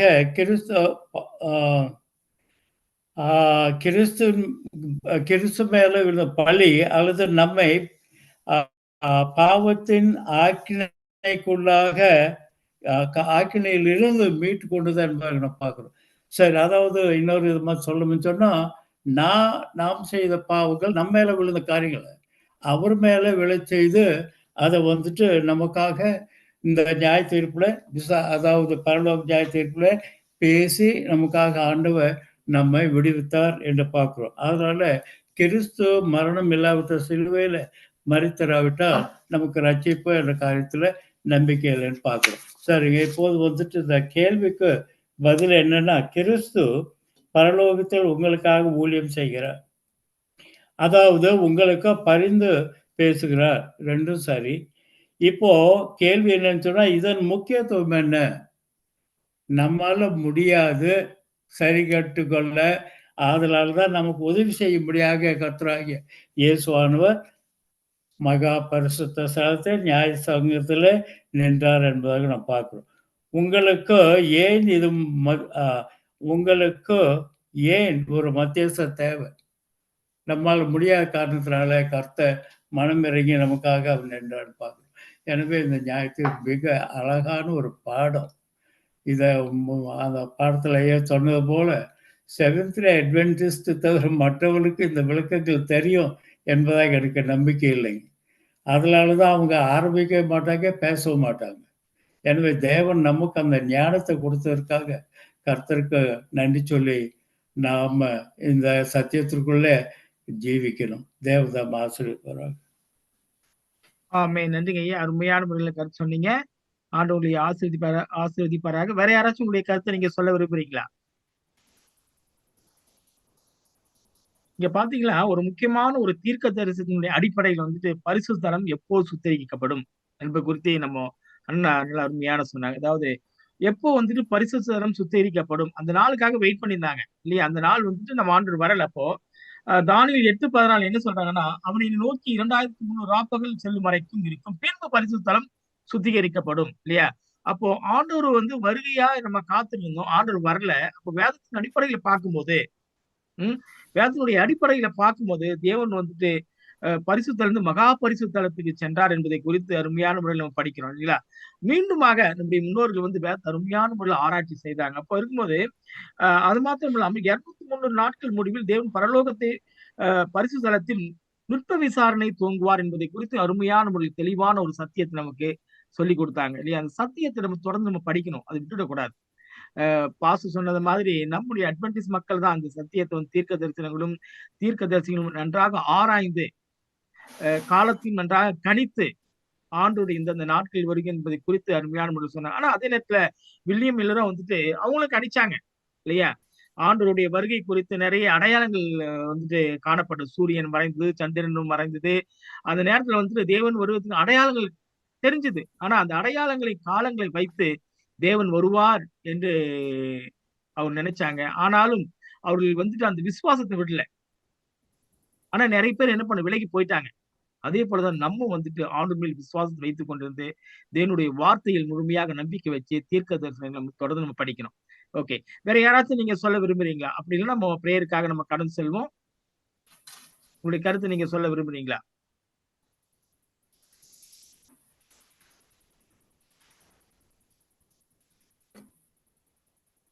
டேவிட் அண்ணா, நீங்க ஏதோ சொல்ல விரும்புறீங்களா? அண்ணா அன்மியூட் பண்ணிக்கங்கண்ணா. தம்பி லலிதாக்கா வந்திருக்காங்க. ஓகே.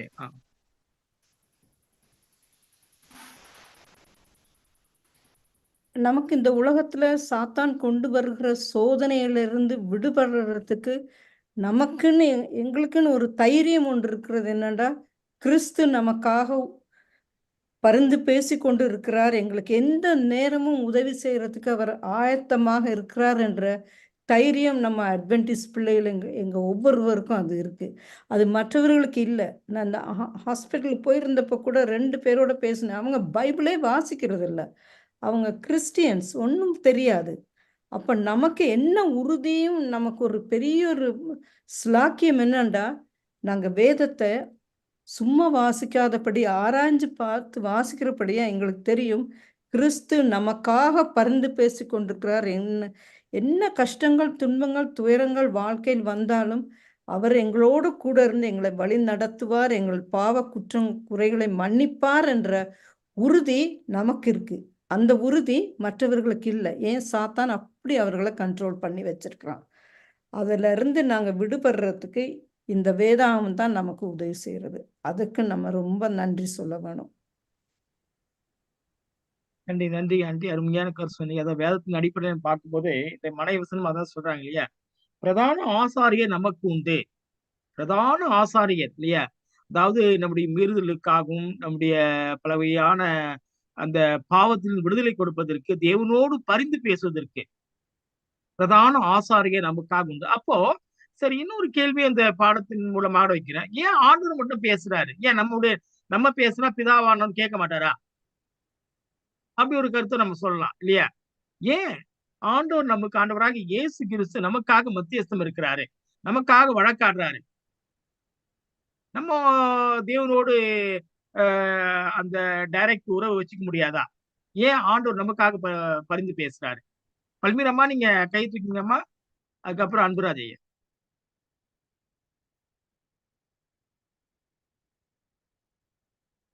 அம்மா அன்மியூட் பண்ணீங்க.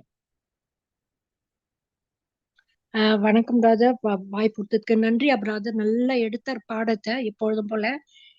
நீங்க ஏன் டைரக்டா கடவுளுக்கு நம்ம பேச முடியாதான்றீங்களே? கடவுளை நம்ம பேச முடியாது. அவர் எதிர்க்க நம்ம செத்துடுவோம். அதனால தானே இயேசு கிறிஸ்துவும் தெய்வமா வந்திருக்கலாம்.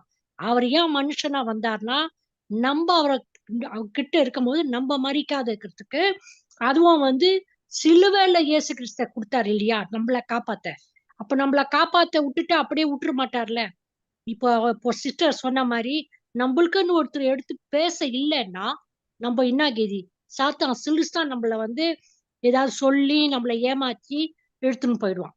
அது வரைக்கும் நம்ம உண்மை நன்றி சொல்லணும். இயேசு கிறிஸ்து நம்மள பேசுறாரு. அவர் சிந்தின ரத்தம் தானே நம்மள கழுவி திருப்பி கடவுள்கிட்ட சேர்த்தது. நம்ம பாவத்தால நம்ம பிரிந்து போனோம் கடவுள்கிட்ட. நன்றி பிரதர். நன்றி நன்றி அம்மா, அருமையான கருத்து சொன்னீங்க. அன்புராஜ் நீங்க அன்மியூட் பண்ணீங்க. அதுக்கப்புறம் பெஞ்சமின் ஐயா, அதுக்கப்புறம் லலிதா.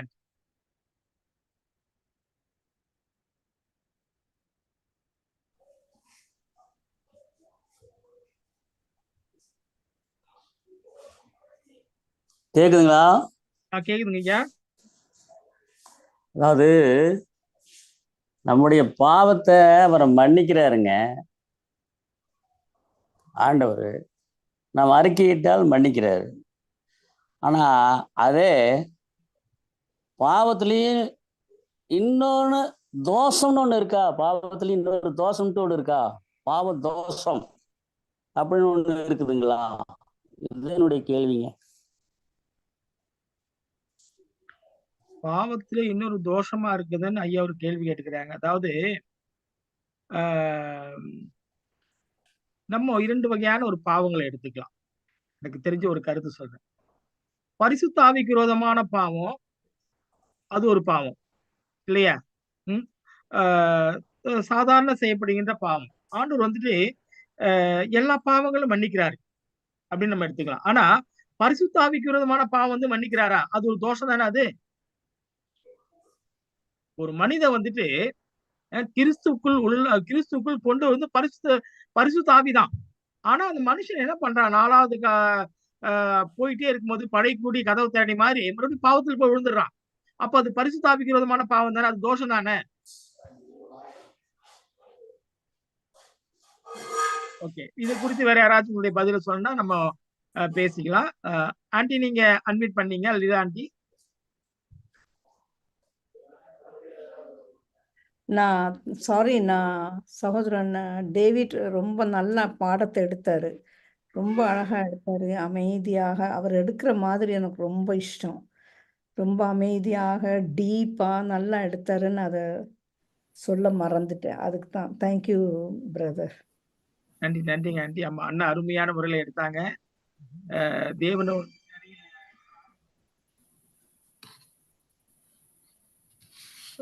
நிறைய தாளந்துகளை அண்ணனுக்கு ஆண்டவர் கொடுத்திருக்கிறாரு. தேவன் தொடர்ந்து ஊழியத்துக்காக தேவன் அவர் குடும்பத்தையும் செய்கின்ற ஊழியத்தையும் தேவன் தாமே ஆசீர்வதித்து வழிநடத்துவாராக. ஐயா பெஞ்சமின் ஐயா, உங்களுடைய நேரம். நீ ஒரு கேள்வி கேட்டுக்கிய, அதாவது ஏன் கிறிஸ்து இதில் சம்பந்தப்படணும், நாம நேராக செய்ய முடியாது அப்படின்னு ஒரு பாட்டு ஒன்று இருக்கு. பாவதோஷம் நீங்கிட இயேசுவின் ரத்தம் தானே அப்படின்னு. இந்த பாவ தோஷத்தை நீக்கிவிட ரத்தம் சிந்த வேண்டி வந்துச்சுது. அது கிறிஸ்து ஏற்றுக்கொண்டார், ரத்தம் சிந்தினார். அதனால அது நீக்க முடியும்.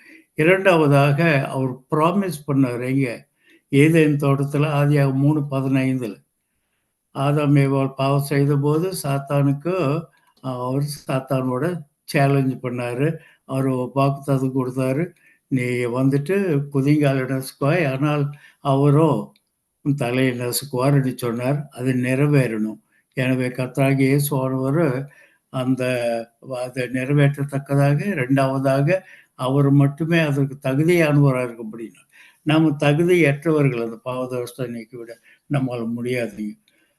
சரி, அடுத்தபடியாக ஏதோ சொல்ல நினைச்சா நான் மறந்துட்டேன். நன்றி. இந்த ஒரு கேள்விக்கு முடிச்சிடுறேன். ஓகே ஓகே, நன்றிங்க ஐயா. அருமையான பாடத்தை நம்ம படிச்சோம். க்ளோசிங் ப்ரேயருக்காக நம்ம கடன் சொல்வோம். க்ளோசிங் ப்ரேயரை வந்துட்டு டேவிட் அண்ணன் நீங்க க்ளோசிங் ப்ரேயர் எடுத்துருங்க. ஆசீர்வாத ஜெபத்தை வந்துட்டு பெஞ்சமின் ஐயாவும், ஆசீர்வாத பாட்டு வந்து நம்ம மத்தியில் இருக்கிற லலிதா ஆண்டி நமக்காக ஆசீர்வாத பாட்டு பாடுவாங்க. ஏதாச்சும் ப்ரேயர் ரிக்வெஸ்ட் ஏதாச்சும் இருக்குங்களா? நம்ம தொடர்ந்து ஒரு ஒரு ஒரு காரியத்திற்காக நம்ம தொடர்ந்து நம்ம ஜெபம் பண்ணிட்டு வரோம். கிஷ்கு ஆண்டி அந்த அவங்களுடைய ஸ்டூடெண்ட்டுக்காக இன்னும் வந்துட்டு பணம் கட்ட முடியாம இருக்கிறாங்க. அரசாங்கம் தேவனுடைய கிருபையினால் இரக்கத்தினால் அந்த பிள்ளைங்களுக்கு பணம் கட்டும்படியாக தொடர்ந்து படிக்கும்படியாக அதுக்காக ஜெபம் பண்ணிக்கலாம். நம்ம யூடியூப்லயும் ஃபேஸ்புக்ல நிறைய பேர் பார்த்துட்டு இருக்கிறாங்க. அந்த மக்களுக்காகவும் நம்முடைய பாஸ்டர் ஜெயசன் செய்கின்ற அவருடைய ஊழியத்திற்காகவும் குடும்பத்திற்காகவும் பிள்ளைகளுக்காகவும் தொடர்ந்து நம்ம ப்ரேயர் பண்ணிட்டோம். வேற ஏதாவது அம்மாவுக்காக அம்மா நீங்க அட்மிட் பண்ணீங்கம்மா பல்மீரம்மா. நன்றி பிரதர். எனக்கு 2ஆம் தேதி ஜூலை மாசம் ஆபரேஷனு ஒரு பக்கம். அதுக்கு கொஞ்சம் பிரச்சனை இருக்கலாம். 2வது வந்து காசு கேக்குறாங்க 1400 ரூபாய். அதுக்கு கடவுள்கிட்ட எப்படியா வேண்டாம், நானு யாராவது உதவிக்கு அதுக்கு என்ன ரொம்ப அது ஒன்றியா நான் கட்ட முடியாது, கடவுள்கிட்ட வேண்டின்னு வரேன். ரொம்ப நன்றி பிரதர். சரிங்கம்மா, அதுக்காக ஆண்டவர் எல்லாமே வாய்க்கு பண்ணுவார். அதுக்காக பசங்களும் இன்னும் வரல கடவுள்கிட்ட, அது வேற கவலை இருக்கு. நன்றி பிரதர். இன்னும் ரட்சிப்படையமா இருக்கிறாங்க. அதுக்காகவும் அண்ணா கொஞ்சம் எல்லாத்தையும் கொஞ்சம் நோட் பண்ணீங்கன்னா அப்புறம் நம்ம தேவனுக்கு வந்து ஒரு நன்றி ஆராதனை ஜெபம் நம்ம ஏறெடுப்போம். லலிதா ஆண்டிக்காக நம்ம தொடர்ந்து ஜெபம் பண்ணோம். தேவனுடைய கிருபையினாலும் இரக்கத்தினாலும் வந்துட்டு தேவன் வந்து நல்ல ஒரு சுகத்தை கொடுத்தமைக்காக ஆண்டவருக்கு நம்ம நன்றி சொல்லுவோம். வேற ஏதாவது ப்ரேயர் ரிக்வெஸ்ட் ஏதாச்சும் இருக்குதுங்களா? தம்பி 2 ப்ரேயர் ரிக்வெஸ்ட் இருக்குதுப்பா. நம்ம நம்ம மத்தியில வந்து அன்ன புஷ்பா அப்படின்னு ஒரு சகோதரி வருவாங்க மும்பையில இருந்து. அவங்க கொஞ்ச நாளாவே ரொம்ப சோம்பல்லாம இருக்கிறாங்க. அவங்க இப்ப சிஎம்சில இருக்கிறாங்க. அன்ன புஷ்பம் அவங்களுக்காக ஜெபிக்க வேணும். தொடர்ந்து ஜெபிப்போம். என்னுடைய சகோதரனுடைய தம்பிக்கு மகள் லீனா, அவளுக்கு வந்து வயிற்றுல கேன்சர், அதற்காக ஜெபித்துக் கொள்வோம். அப்புறம் பாஸ்டர் அர்ஜுன் ராவ் அவருக்காக நம்ம ஜெபித்துக் கொண்டிருக்கிறோம். டாக்டர்ஸ் வந்து எந்த சிகிச்சையும் செய்ய முடியாது அப்படின்னு சொல்லிட்டாங்க. 2 to 4 months தான் அவங்களுக்கு டைம் கொடுத்துருக்குறாங்க. பாஸ்டர் அர்ஜுன் ராஜுக்காகவும் ஜெபித்துக் கொள்வோம். சமாதானம் இருக்கணும் அப்படின்னு சொல்லி அவருக்காகவும் ஜெபித்துக் கொள்வோம்ப்பா. நன்றி. Okay okay aunty. Selvi Charles sister, நீங்க ஏதாவது சொல்ல விரும்புறீங்களா சிஸ்டர்? அட்மிட் பண்றீங்களா? எஸ் அண்ணா, கேக்குதா? கேக்குது நான் சிஸ்டர். சொன்னது அம்மா சொல்லிட்டாங்க. சொல்லிட்டாங்க. ஆஸ்டின் ரிசல்ட்டுக்காகவும் ஜெபம் பண்ணிக்கோங்க. ஆஸ்டின் ரிசல்ட்டுக்காகவும். சரிங்க. ஆமா. ஓகே லலிதா ஆண்டி நீங்க அட்மிட் தொடர்ந்து ஜெபம் பண்ணுங்க. அவங்க ட்ரீட்மென்ட்ல இருக்காங்க. சரியா? சரிங்க. ஓகே ஆண்டி நீங்க அட்மிட் பண்ணீங்க ஆண்டி. லலிதா ஆண்டி, எனக்கு தெரியும் நீங்க எல்லாரும் எனக்காக தொடர்ந்து ஜெபம் பண்றீங்கன்னு. அது எனக்கு மிக முக்கியம். ஏன்னா இந்த கிழமை அல்லது அடுத்த கிழமையில நான் 2 டாக்டர்ஸ்கிட்ட போக இருக்கு. ஒன்று நியூராலஜிஸ்ட்டு, அடுத்தது வந்து சர்ஜன்ட்டு போக இருக்கு. அந்த சர்ஜரி எல்லாம் ஒன்றும் வேண்டான்னு தான் நான் நினைக்கிறேன். அவங்க நினைக்கிறாங்க இது இந்த 2 சைடும் கொஞ்சம் வீங்கி இருக்குன்ட்டு அதை கொஞ்சம் ஆப்ரேஷன் பண்ணணும்னு நினைக்கிறாங்க. ஆனால் நான் அப்போவே மனதில் ஜெபம் பண்ணேன், ஆண்டவரே வேண்டான்ட்டு. கடவுள் மட்டும் எனக்கு உதவி செஞ்சார். 16th, 14th and 15th I was completely out. ஒன்றுமே எனக்கு தெரியாது. அப்படி ஒரு கன்ஃபியூஷன் ஆயிட்டுது. இப்படி நடக்கும்னு நான் நினைக்கவே இல்லை. 16ஆம் தேதி தான் டாக்டர்லாம் வந்து ரொம்ப நல்லா இருக்கிறமா, நீ ஆச்சரியம், நீ இப்படி உனக்கு ஒரு சுகமானதுன்ட்டு. ஆனால் அவங்க என்ன சொல்கிறாங்கன்னா, இதை பைபாஸ் செய்யணும், பைபாஸ் செய்து பார்த்து அது சரி வராட்டா நாங்கள் சர்ஜரிக்கு போகணுன்ட்டு. நான் கடவுள்கிட்ட ஜெபம் பண்ணிகிட்ருக்கேன். அதெல்லாம் ஒன்றும் இல்லாதபடிக்கு எனக்கு சர்ஜரி ஒன்றும் இல்லாதபடிக்கு செய்யணுன்ட்டு. ஏன்னா எனக்கு ஹெல்ப் கிடையாது. நான் இவரையும் பார்த்துக்கொள்ள இருக்கு. பிள்ளைகளுக்கு பாரமாக இருக்கக்கூடாது.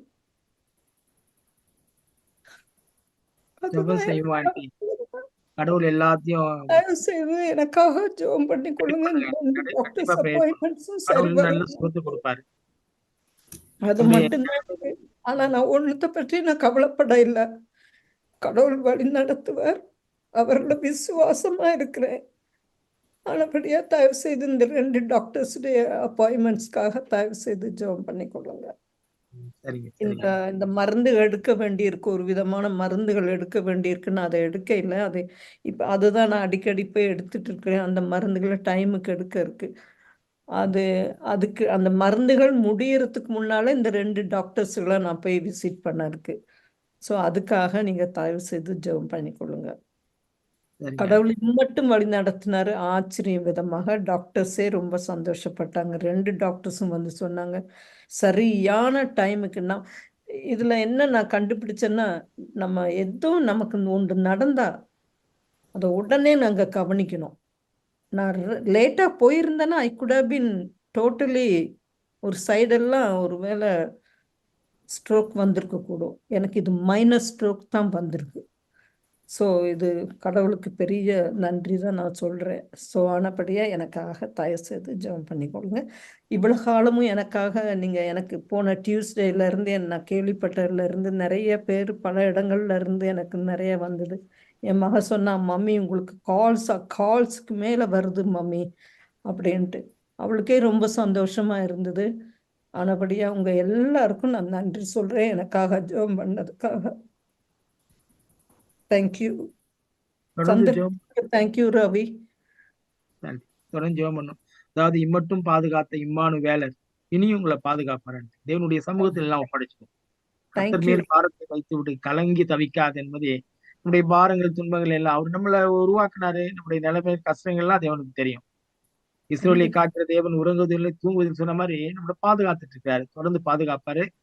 நான் தொடர்ந்து ஜெபம் பண்ணுவோம். இந்த ஒரு ஜெபத்திற்காக ஆன்டிக்காகவும் எந்த ஒரு ஆப்ரேஷன் அதெல்லாம் இந்த ஒரு காரியங்கள் இல்லாம தேவன் வந்துட்டு ஒரு சுமூகமாக இருப்பதற்காக கடைசியாக வந்துட்டு ஆசீர்வாத ஜபத்தோடு சேர்ந்து பெஞ்சமின் ஐயா ஆன்டிக்காக ஒரு சிறப்பு ஜபம் பண்ணணும். அதாவது சொல்லுவாங்க, அதாவது நம்மளுடைய குடும்பத்திலையும் யாரையாச்சும் நம்ம நோய்வாப்பட்டு இருக்கும்போது போதகர்களும் எல்டர்களும் வந்துட்டு எண்ணெய் பூசி ஜபம் செய்வோம்னு சொல்லுவாங்க இல்லைங்களா? அது ஒரு சிறப்பு ஜபமாக நம்ம கடைசியா நம்ம நிச்சயமாக எடுப்போம். தைரியமாக இருங்க ஆண்டி. தேவன் உங்களோடு இருப்பார் இல்லையா? அதே மாதிரி அந்த அம்மா பழனி அவங்களையும் ஜெபத்துல வச்சுக்கொள்ளுவோம். அவங்களுக்கு ஜூன் 2 பேருக்காகவும் அம்மாவுடைய அந்த தேவை பண கஷ்டங்களுக்காகவும் தேவன் நிச்சயமாக சந்திக்கும்படியாகவும் அதுக்காக ப்ரேயர் பண்ணுவோம். பல்மீர் அம்மா எதுவும் சொல்ல வரீங்கம்மா? அம்மா நீங்க அட்மிட் பண்ணீங்கம்மா. சொல்லலாம். மறுபடியும் அட்மிட் பண்ணுங்கம்மா. நான் வந்து ஆபரேஷன் ரொம்ப நாள கேட்டுன்னு இருந்தேன். அவர் இல்ல நான் 6 மாசம் ஆவனாரு. எல்லாம் வேண்டாங்க கோயில்ல. நீங்களும் வேண்டீங்க. போன வாரம் போனேன். உள்ள போறதுக்குள்ள டாக்டர் சொல்லிட்டாரு உங்களுக்கு ஆபரேஷன். உடனே கடவுளுக்கு நன்றி சொல்லி அப்போ நான் அது நன்றி ஜெபம் தான். அது நன்றி. சரிங்க சரிங்க. ஓகே. அன்புராஜா நீங்க மறுபடியும் வந்திருக்கிறீங்க. செல்வி சிஸ்டர் நீங்க அட்மிட் பண்ணி ஏதாவது சொல்றீங்களா? ப்ரேயர் ரிக்வெஸ்ட் ஏதாவது இருக்குங்களா? அன்புராஜையா. ஓகே ஐயா. ஸ்தோத்திரம் ஐயா. சத்ய டானியல் பையனுக்கு கையை கொஞ்சம் அடிபட்டு. ஆமா ஆமா விக்டோரியா சிஸ்டர் விக்டோரியா மகனுக்கு யாரும் ப்ரேயர் பண்ணிக்கலாம். செல்வி சிஸ்டர் நீங்க அட்மிட் பண்ணீங்க.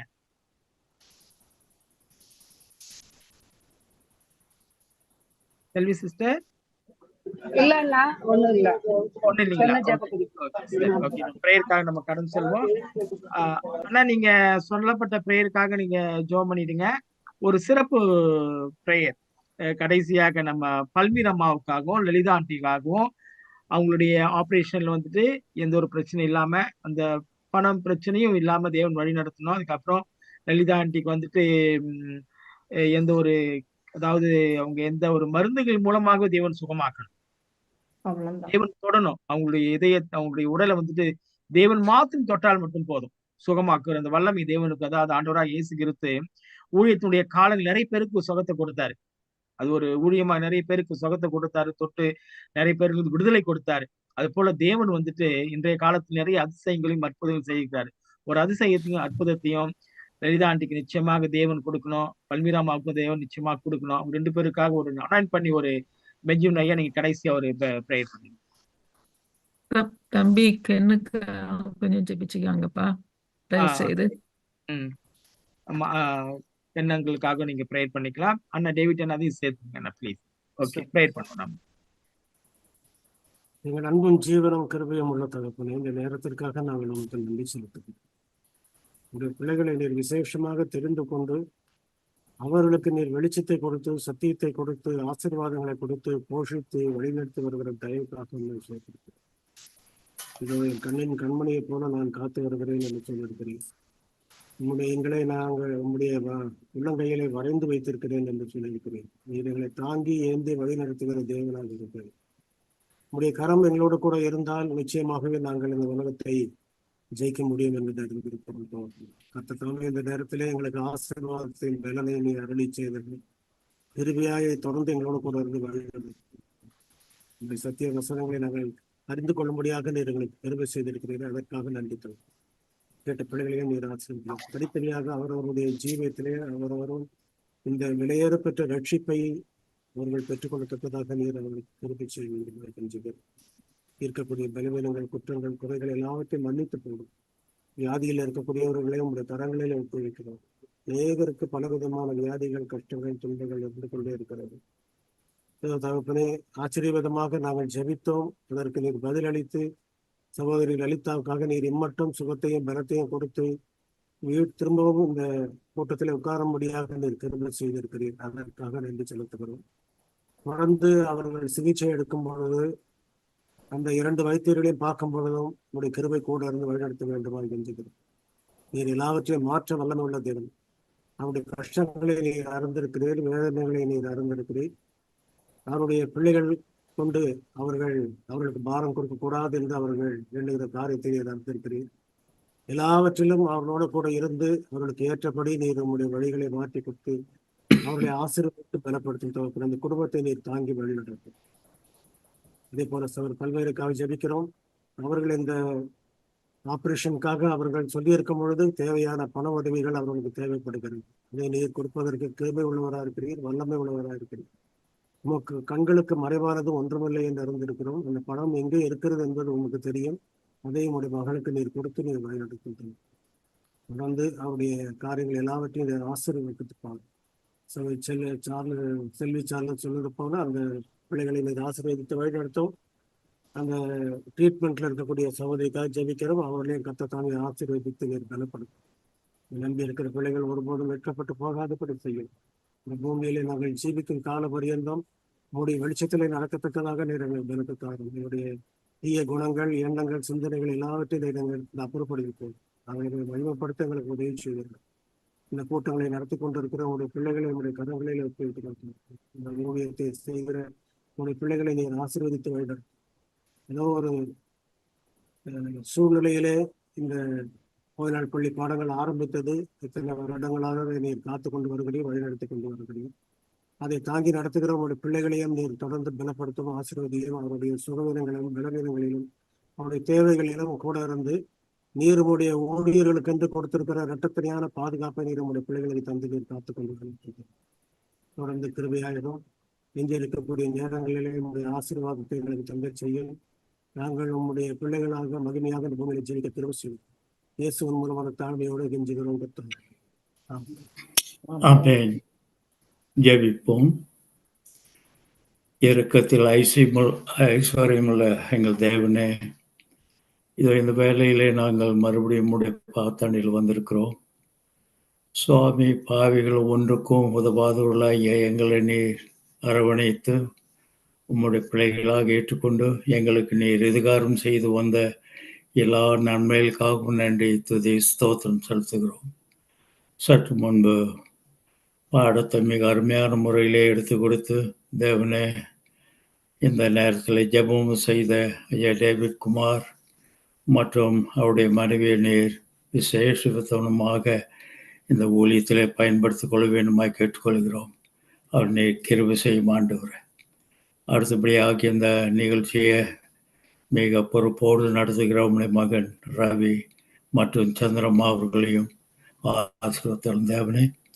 அதிக வேலைகளோடு ஊழியத்தில் ஈடுபட்டு இங்கே வர முடியாத நிலைமையிலே கடுமையான ஊழியம் செய்து கொண்டு இருக்கிற உம்முடைய மகன் பாஸ்டர் ஜெயசெல்வம் அவர்களையும் ஆசிரியத்தால் வேண்டுமா கெஞ்சுகிறோம்.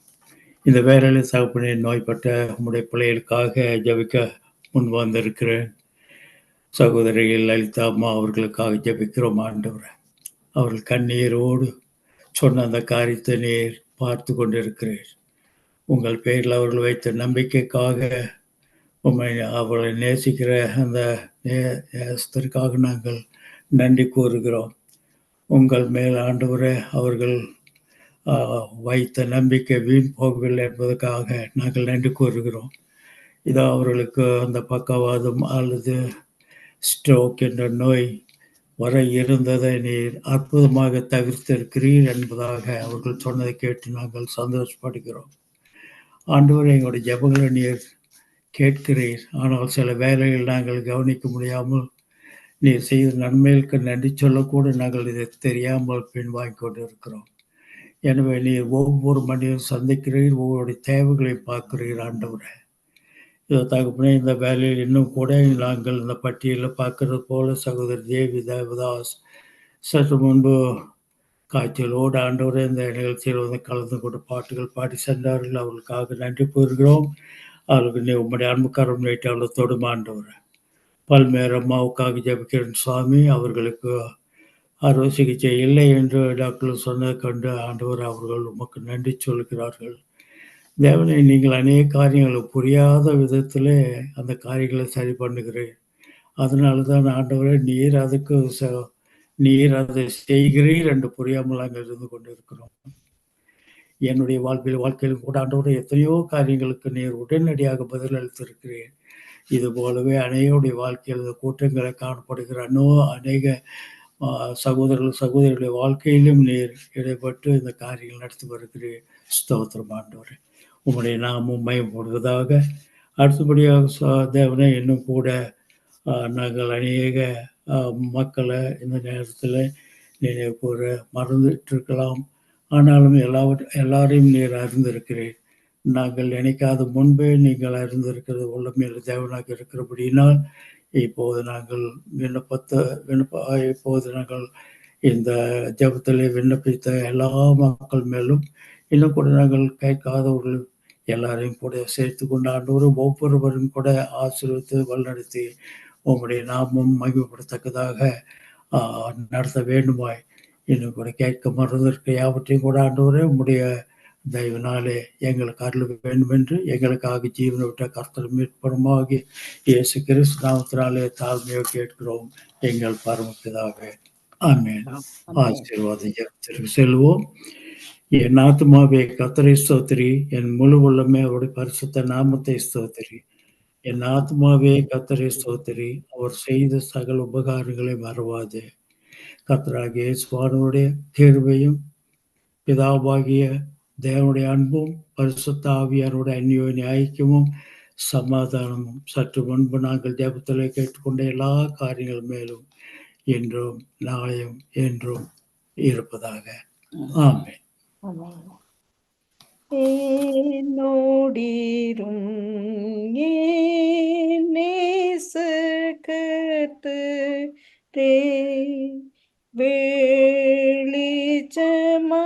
வெளிச்சமாங்கே இருட்டாயிற்று, மற்றொரு தாசையற்று போயினும் நீர்மை சகாயரே எங்களோடீரும்.